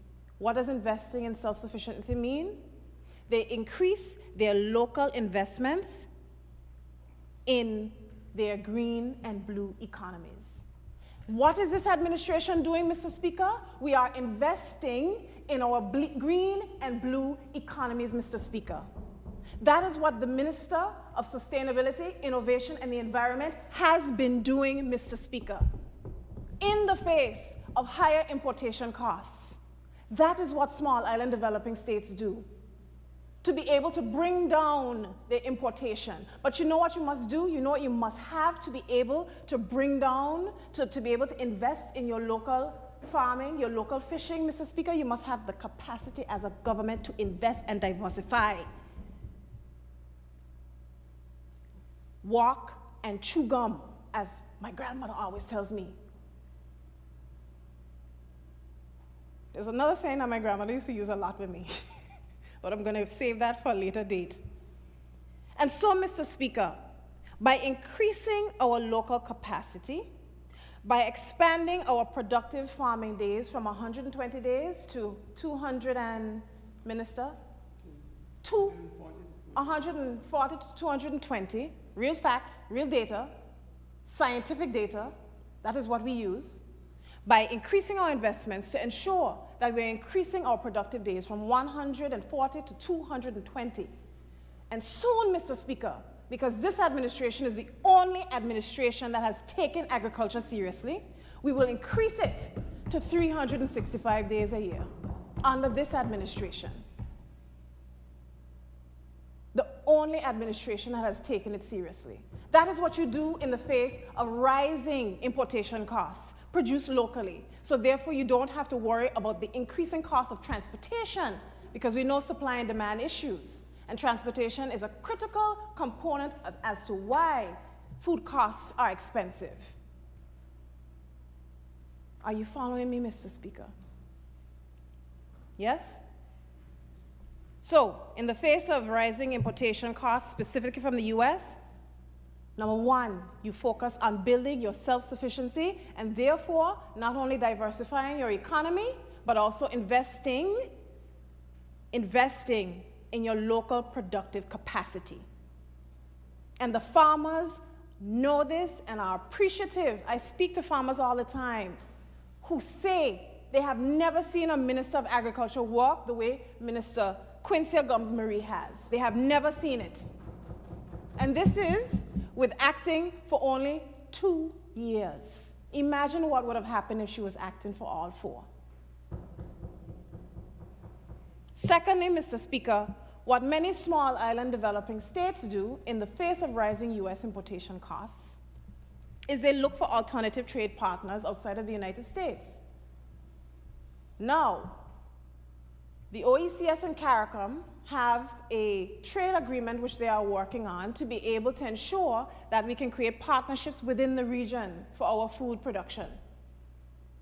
Lower transportation, hopefully lower transportation costs, but that is not a guarantee, Mr. Speaker. As you know, traveling through the region is actually very expensive. It is not a guarantee. And therefore, Mr. Speaker, it brings to the fore how important the actions of an administration that invests in agriculture. And I want to say this, Mr. Speaker. We are going from zero investment in agriculture, based on previous administrations' track records, to this level of investment in agriculture under this administration. So when you are asking who is serious about caring for the people of Anguilla, it is this administration. Because talk is good and dandy, but it's about action. And we have demonstrated through our actions, Mr. Speaker, that we care. Time and time again. It doesn't matter when. So when we were faced, and I will speak for myself, Mr. Speaker, because I sat on the opposition benches when the exemptions for the goods and services tax came to this House. And I tell you myself, I sat there incredulous as the members of the opposition voted no to GST exemptions, because I was a member of opposition at that point in time. I was incredulous. Because even if you had a problem, you understood that the particular proposal brought before the people of Anguilla was to make it easy for the people of Anguilla. And no political capital is worth undermining making it easier for the people of Anguilla, Mr. Speaker. None. No political capital is worth it. And the members know, because I saw them speaking behind there, because it was engineered specifically for political points. It was engineered specifically to score cheap political points instead of actually doing the work of the people of Anguilla. Making it easier for the people of Anguilla. And even the amendments that were made prior to GST coming into force. Because what the member didn't say when the whole conflicts conversation came up is that the amendments that were made to food happened before the live date for GST. Right, Mr. Speaker? You following me, Mr. Speaker? And so, Mr. Speaker, I close my contribution this afternoon by simply saying this. We have an obligation. We have an obligation to act responsibly, to act in a manner that is bigger than our political careers or what we want to fashion out of a political career. Because, Mr. Speaker, at the end of the day, Anguilla is the bigger picture. Anguilla is the bigger picture. And no amount of grandstanding can change the fact that Anguilla is a bigger picture. And so, Mr. Speaker, as my colleagues have said, we have come before this Honorable House time and time and time again to make changes, to make it easier, because we understand that the manner in which we were forced to implement GST was still undignified based on the actions of the previous administration.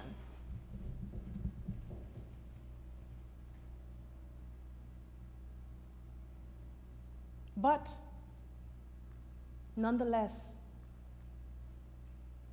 you will see us continue.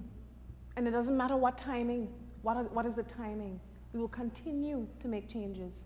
We won't stop because of baseless accusations from the opposition benches. We won't stop. We will continue to act in the best interest of the people of Anguilla. And so I want to thank the Honorable Premier for leading an administration that can walk and chew gum, that can make changes and invest, that can diversify and grow our country. Thank you, Mr. Speaker.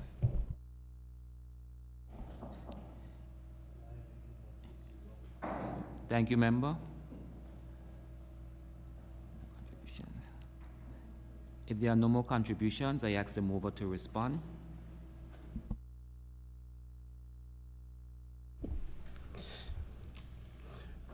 Thank you, Mr. Speaker.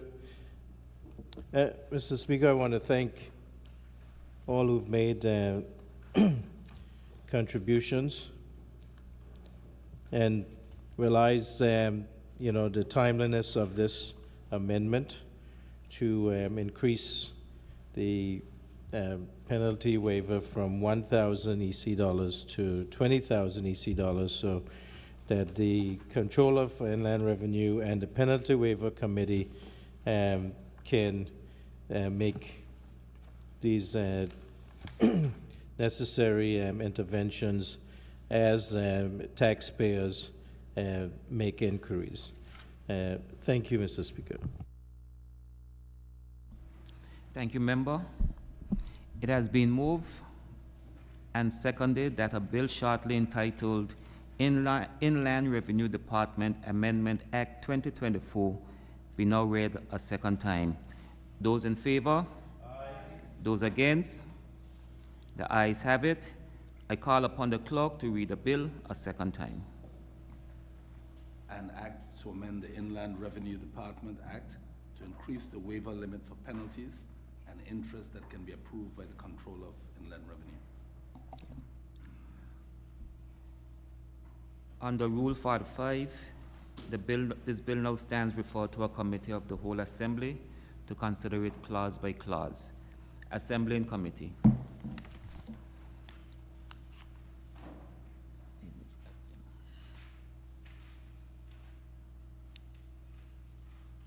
Just wait now, Ms. What just wait now, Ms.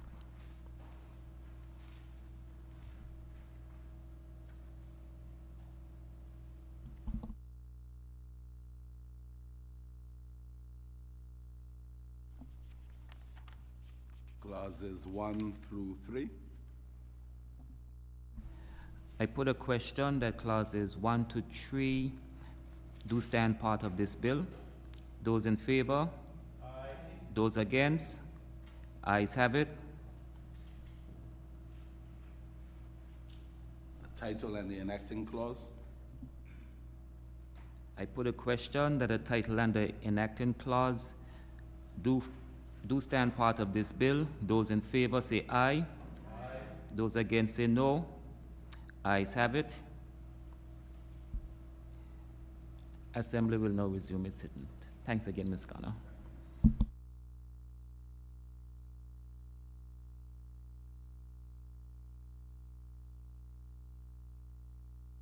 I now ask the mover to respond. Member from Island Harbor is recognized.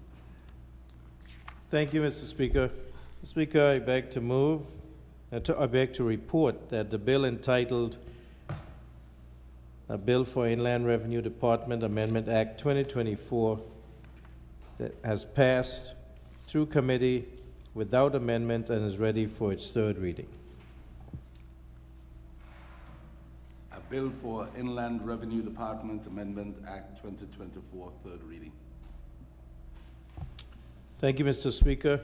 Mr. Speaker, I beg to move that a bill shortly entitled A Bill for Inland Revenue Department Amendment Act 2024 be read a third time and passed. Mr. Speaker, I rise to second. It has been moved and seconded that a bill entitled Inland Revenue Department Amendment Act 2024 be now read a third time and pass. Those in favor say aye. Aye. Those against say no. Ayes have it. I call upon the clerk to read the bill a third time. An act to amend the Inland Revenue Department Act to increase the waiver limit for penalties and interest that can be approved by the Controller of Inland Revenue. Bill read a third time and passed.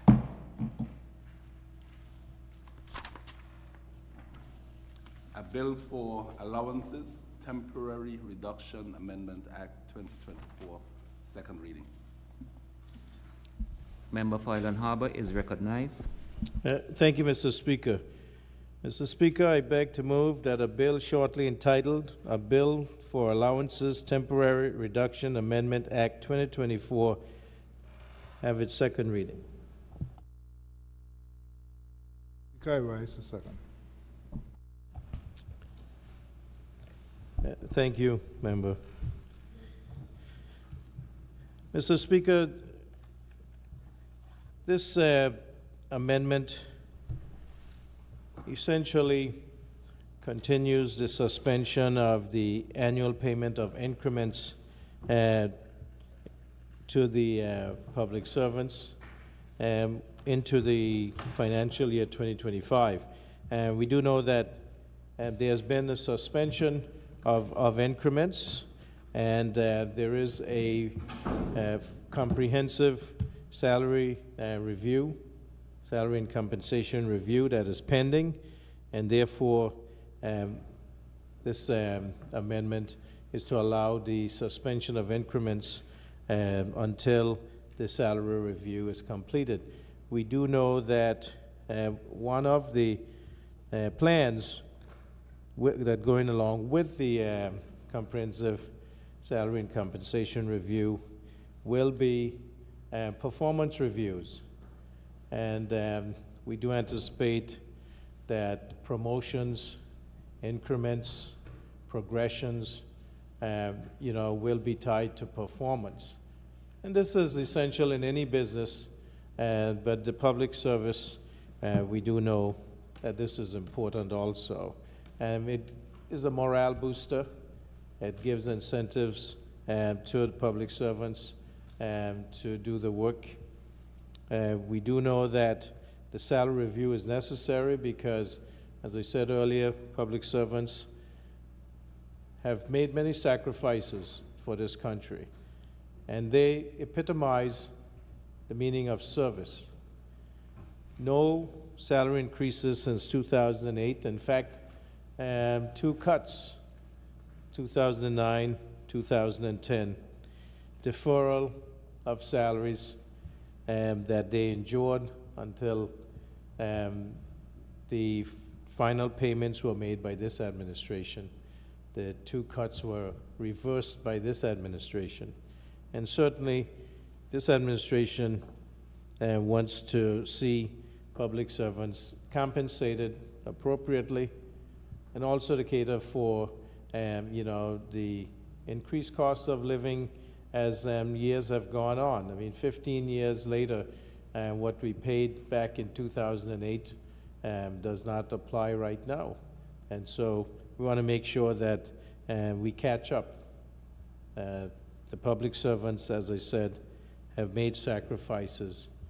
And as they continue to serve this country, we want to make sure that they can live in this country, Mr. Speaker. So that is the plan. We're asking here that we continue to suspend the annual payment of increments until the comprehensive review is completed, and then we will go on from there with the necessary changes in salary, and also that increments will be tied and progressions will be tied to performance. Thank you. Thank you, Member. I now invite debate on the merits and principles of this bill.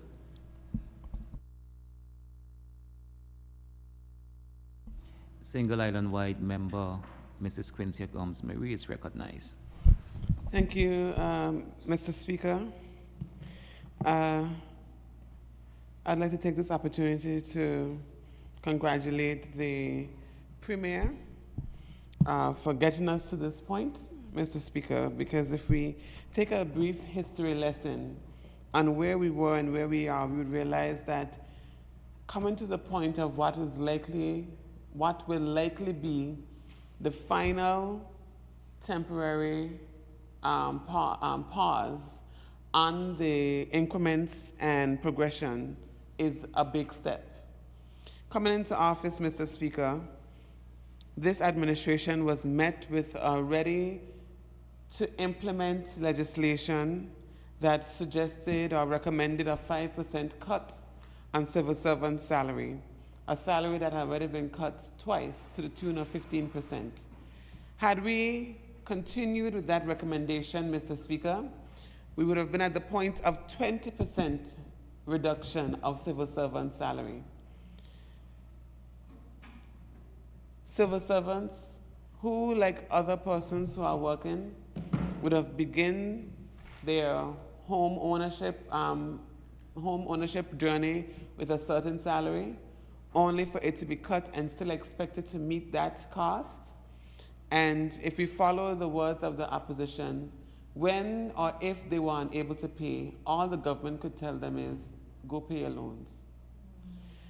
Mr. Speaker, at the time of coming into government in 2020, we would have met a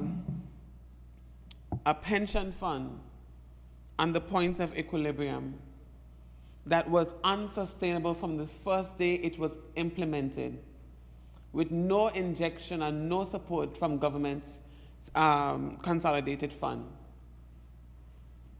At that time, Mr. Speaker, we would have also met the pause. At that point, it was paused, but I mean, we could have just said they completely ceased to recognize increments and progressions. And Mr. Speaker, we still expected our civil servants to produce at a level and to operate at a level that they were not being compensated for. And when those civil servants produce good work, you hear from the opposition side that those facts, those figures, that hard work means nothing. But Mr. Speaker, it is a pleasure for the record of this administration to have returned the back pay, to have reinstated salaries to the tune of 15%,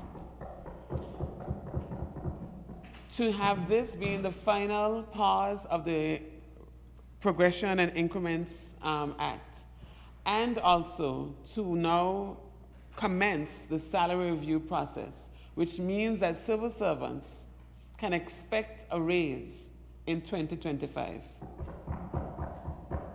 In just 5 years, Mr. Speaker, not only have we returned the civil service to what it should be, we will elevate them to what it can be.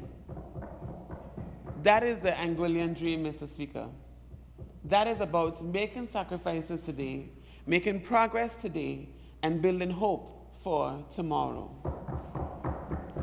So I am proud that the record will show that this team of rookies took this country back from the brink of bankruptcy, leveled us out to a point of stability, and are on the path to upward progression in spite of the seas.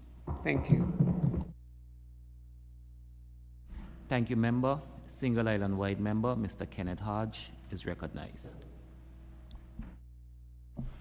Mr. Speaker, I don't intend to be very long, but I felt compelled to stand, Mr. Speaker, because prior to my retirement from the public service of Anguilla, the Honorable Deputy Governor at that time, the Honorable Deputy Governor at that time would have invited me to come over to public administration to spearhead a public sector reform program, Mr. Speaker. And I recall going over there, Mr. Speaker, setting up a committee of committed civil servants and a couple from the private sector, Mr. Speaker. and putting in a great deal of work, Mr. Speaker. Many, many days we would have had our meetings, we drew up our action plans, Mr. Speaker. And we were so disheartened, Mr. Speaker, that after all of that body of hard work, Mr. Speaker, presenting it to the government of the day, Mr. Speaker, zero support. Zero support, Mr. Speaker. So I'm here today of all these things that we are doing to restore civil servant salaries, that we are undertaking this public sector reform program, Mr. Speaker. It gladdens my heart that finally someone is listening, and I'm happy to be part of a team that is listening and is doing something to elevate the standards of this civil service, Mr. Speaker. And I wish this public sector reform program well, and certainly from where I sit and where my colleagues sit, we will continue to support this program because it's all geared towards ensuring a more productive civil service, Mr. Speaker, more efficiency, more attention to detail, more committed civil servants, and all of that is for the benefit of the services that we provide to the people of Anguilla.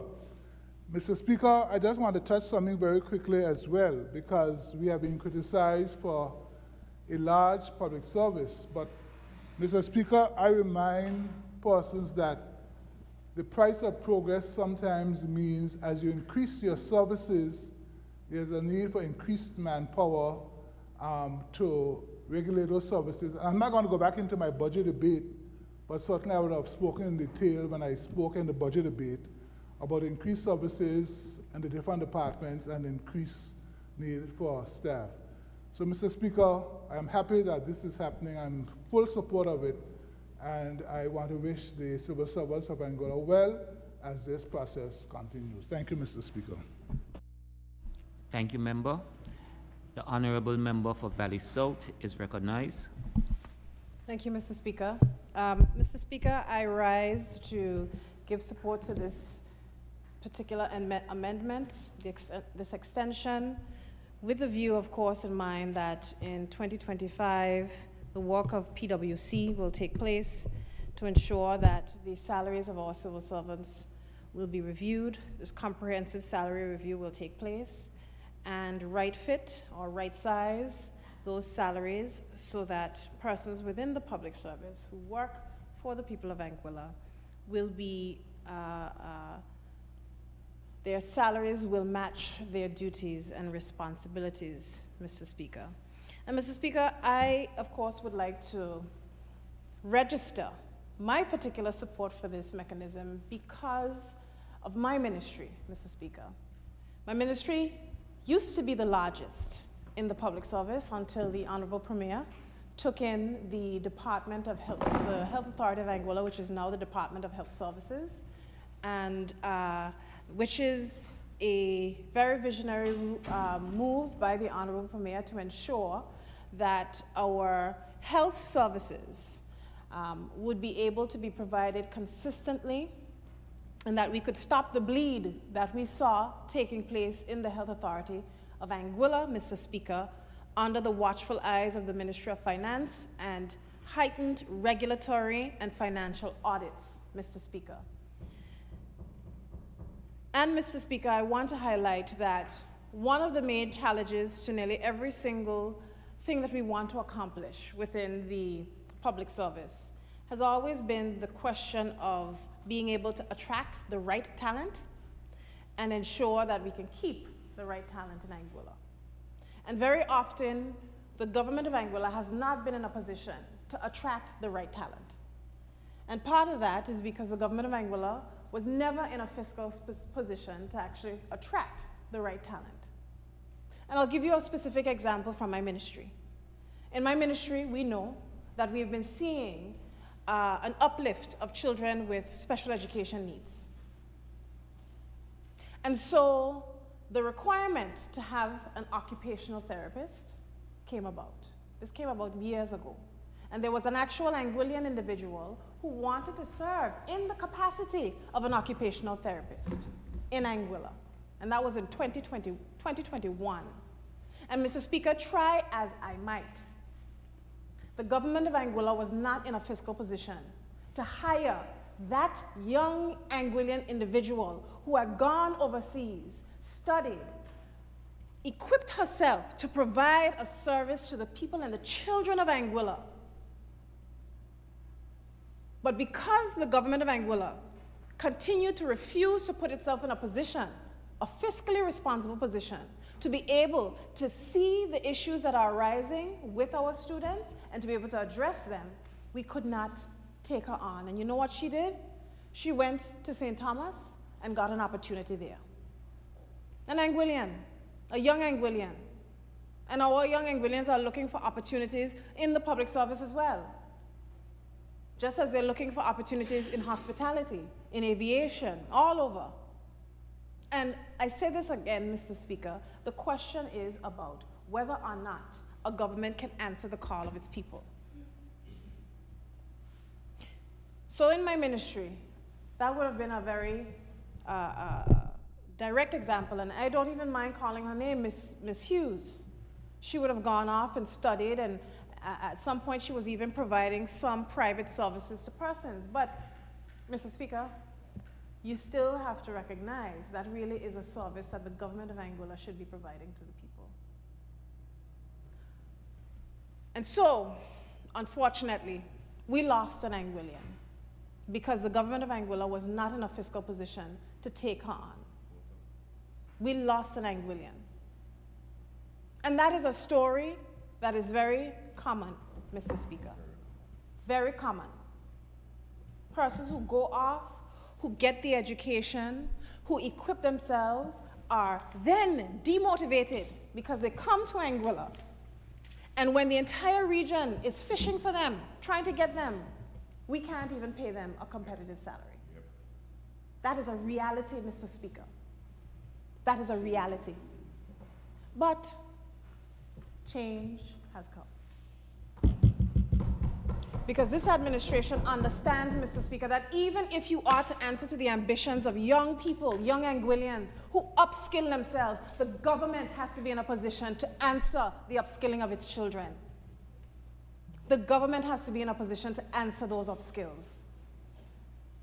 And so, I speak directly because I have teachers within the employ of the government of Anguilla, and we always say we want our teachers to continue to skilling themselves in best practices, and that they do, because we have a mechanism that ensures that when teachers upskill, their salaries are increased.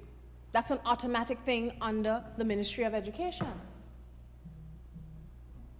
But, and I don't hesitate to say it, my personal opinion remains that our teachers should be the highest paid persons in the land.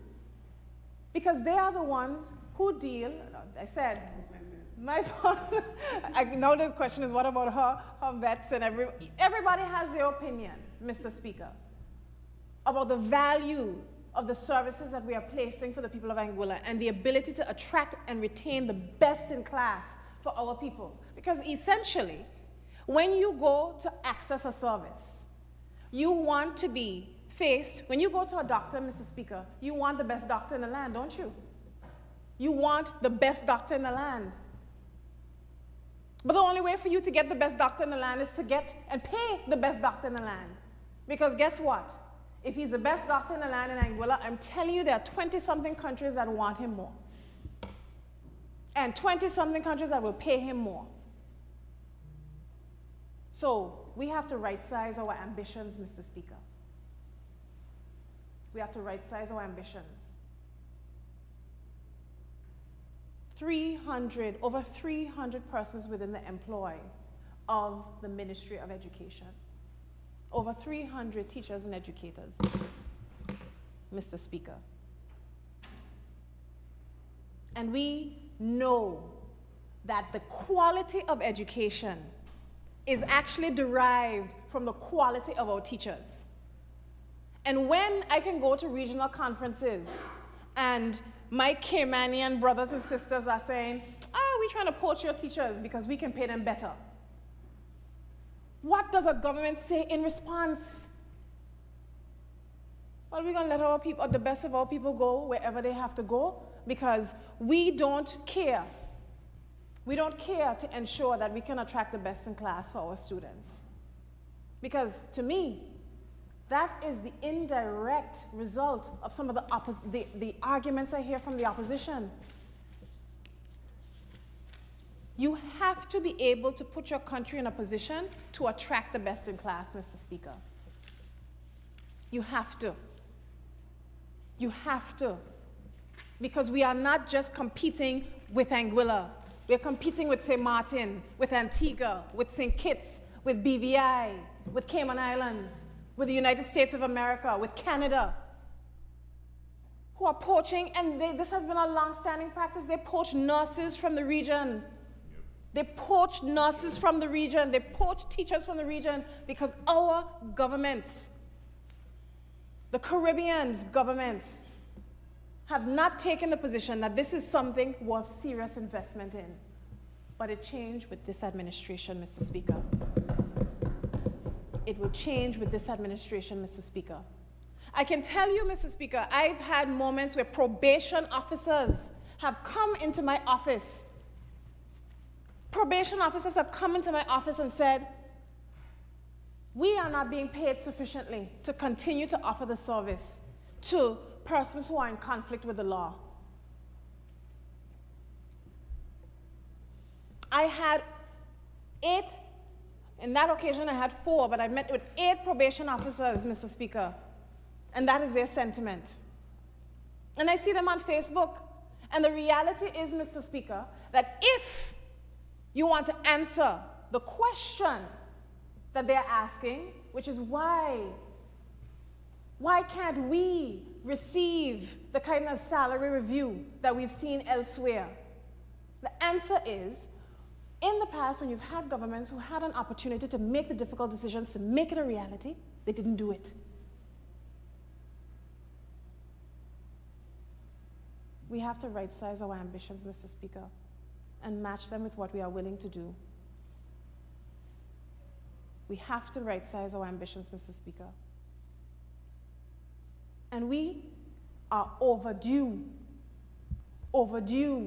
making these decisions, Mr. Speaker. We're overdue.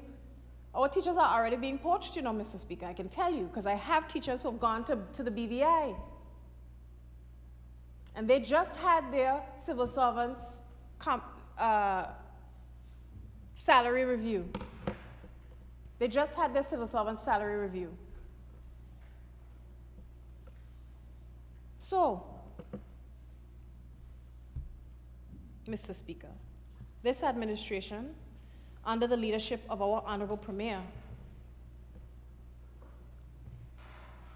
we reversed the cuts that were placed on civil servants. We cleared the back pay for our civil servants. We're reviewing their salaries for civil servants. Understanding that the environment that they work in, the management structures that they work under, improving all of these things will also improve the service provided to the people of Anguilla, Mr. Speaker. And so, I think this is fairly uncontroversial, Mr. Speaker. But I sometimes get confused when it comes to some of the assertions I hear from across the floor. Because members of government and members of the opposition would have both sat on the Gun Crime and Gang Violence Committee. And we would have heard about 4 or 5 departments come before us and say, in response to the uptick in crime in Anguilla, we are understaffed.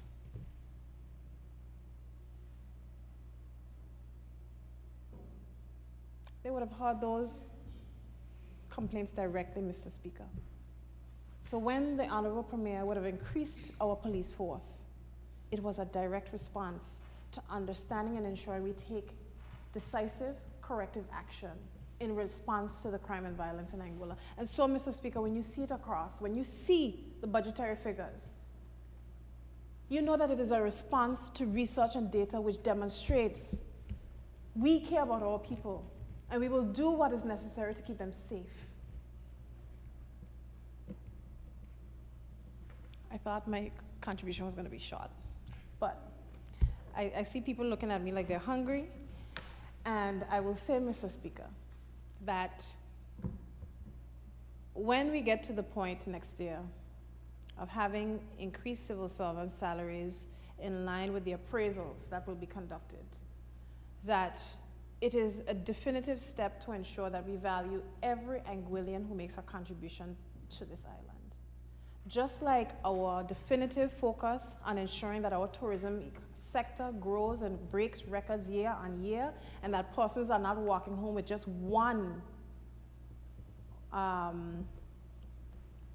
service charge check, but multiple service charge checks, breaking records that have been broken year on year since we got into office, Mr. Speaker, that the public service and the private sector can see the opportunities that this administration is creating across the board, not just for the public service, Mr. Speaker, but also for the private sector.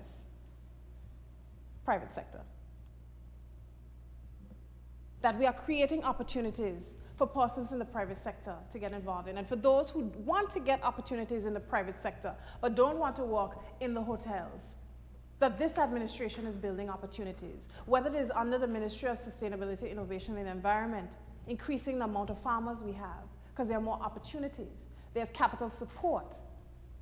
Whether it is in hospitality that you do want to enter, whether it is dive tourism as we diversify the tourism offerings, whether it is a tour operator, whether you want to go into real estate.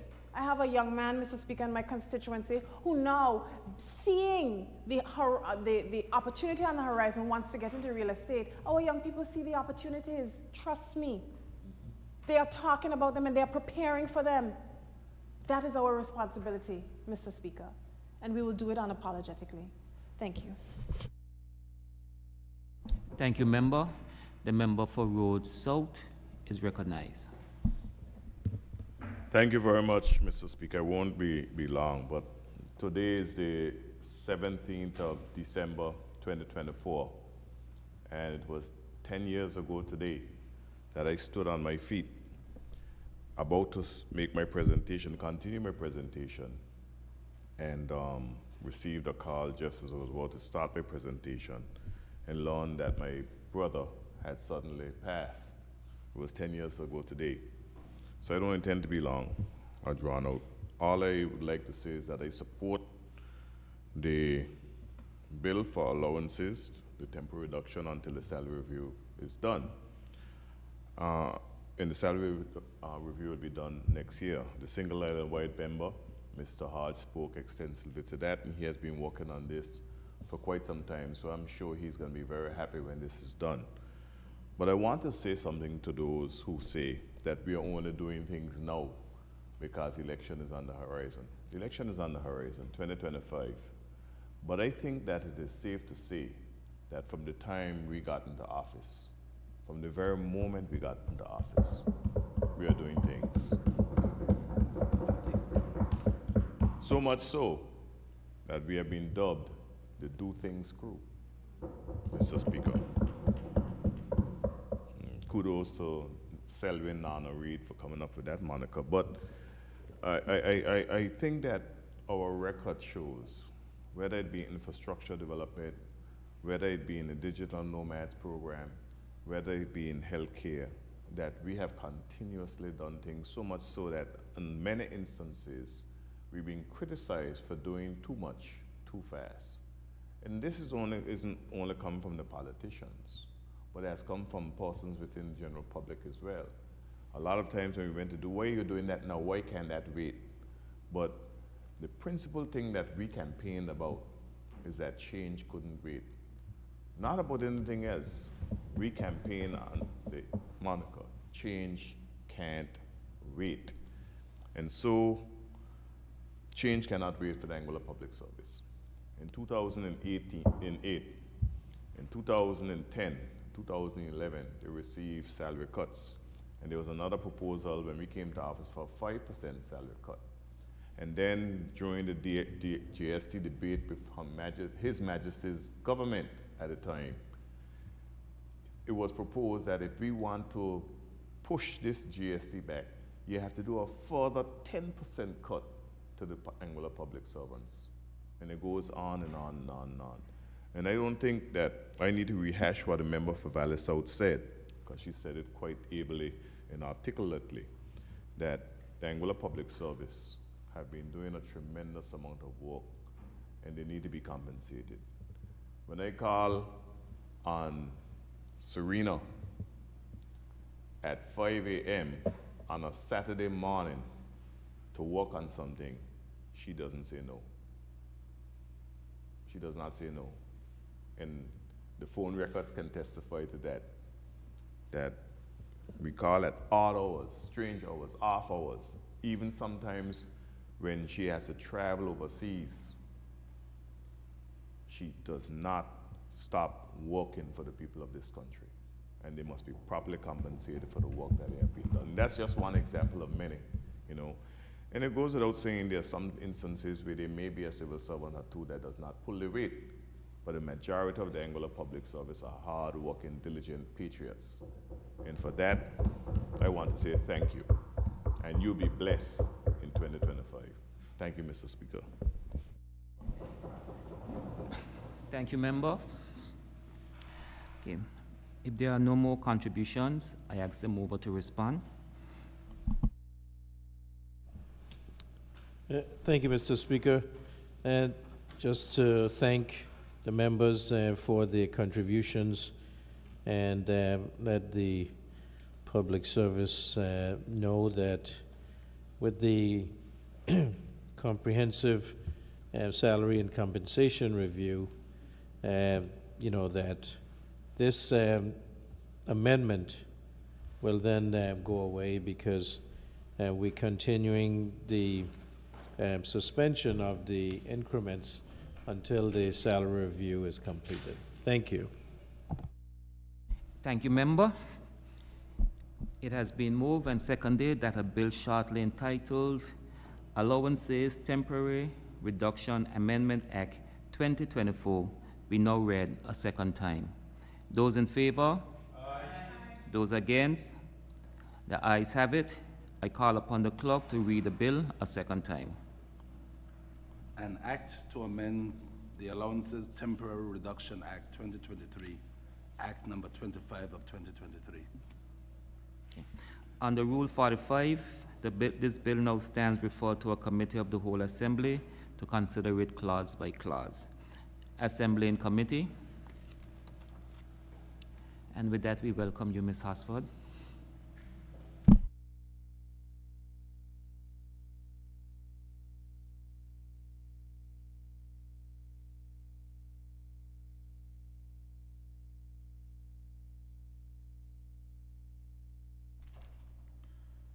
Clauses 1 through 3. I put a question that clauses 1, 2, 3 do stand part of this bill. Those in favor? Aye. Those against? The ayes have it. The title and the enacting clause. I put a question that the title and the enacting clause do stand part of this bill. Those in favor? Aye. Those against? Ayes have it. The Assembly will now resume its sitting. Thank you, Ms. Hosford.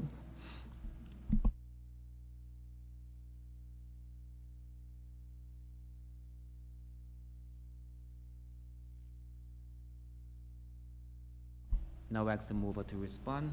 Member for Island Harbor is recognized. Thank you, Mr. Speaker.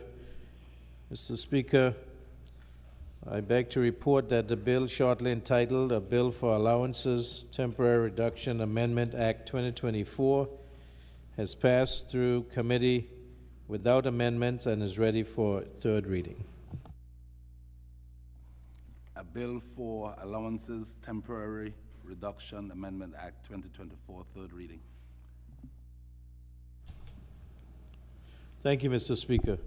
Mr. Speaker, I beg to move that a bill shortly entitled a bill for allowances temporary reduction amendment Act 2024 be read a third time and passed. Mr. Speaker, I rise a second.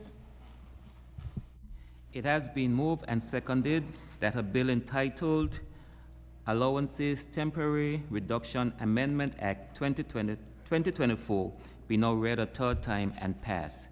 Those in favor? Aye. Those against? The ayes have it. I call upon the clerk to read the bill a third time. An act to amend the Allowances Temporary Reduction Act 2023, Act number 25 of 2023. Bill read a third time and passed. Private members' bills? None. Private bills? None. Other orders of the day? Adjournment? No. The member for Island Harbor is recognized. Thank you. Seems like the clerk has a hot date. But in other orders of the day, Mr. Speaker, we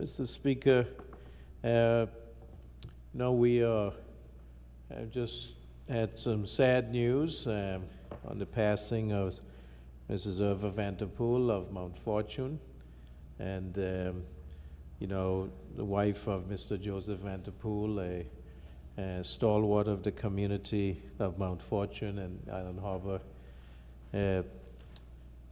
This compounded with the news yesterday of the passing of Mrs. Veronica Fleming from Mount Fortune.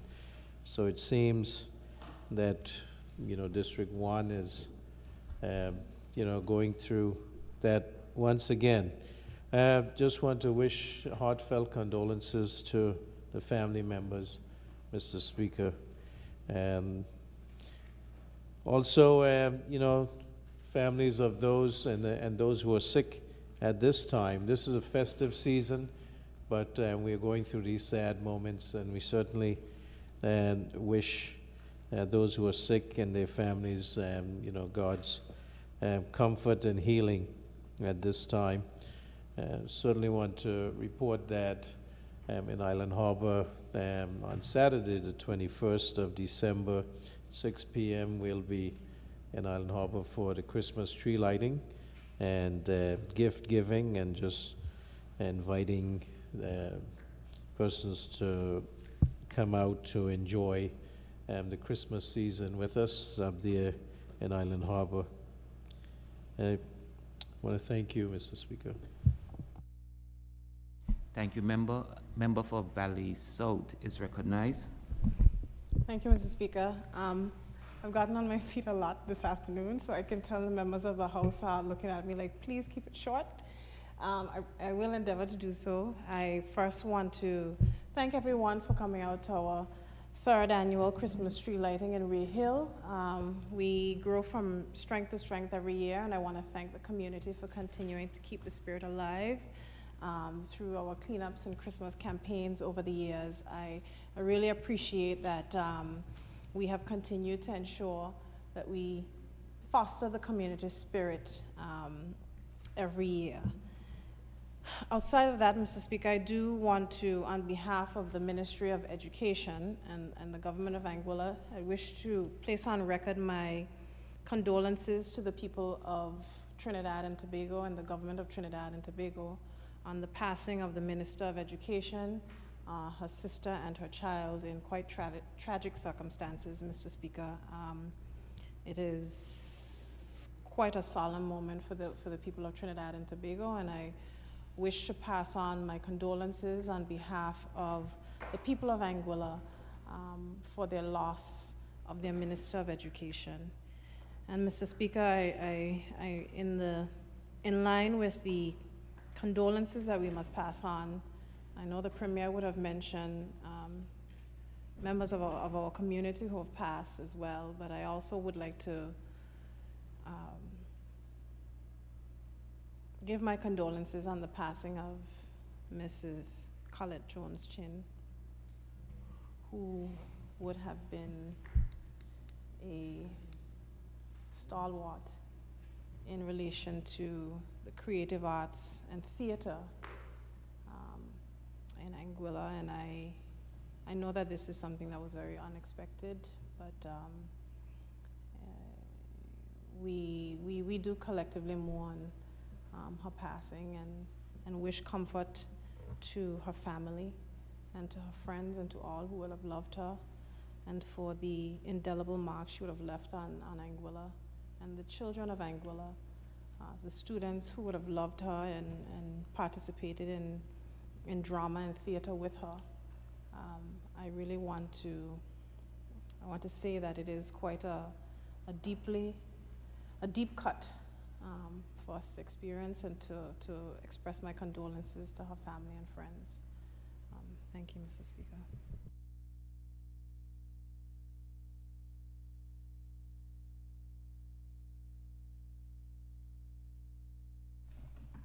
Adjournment?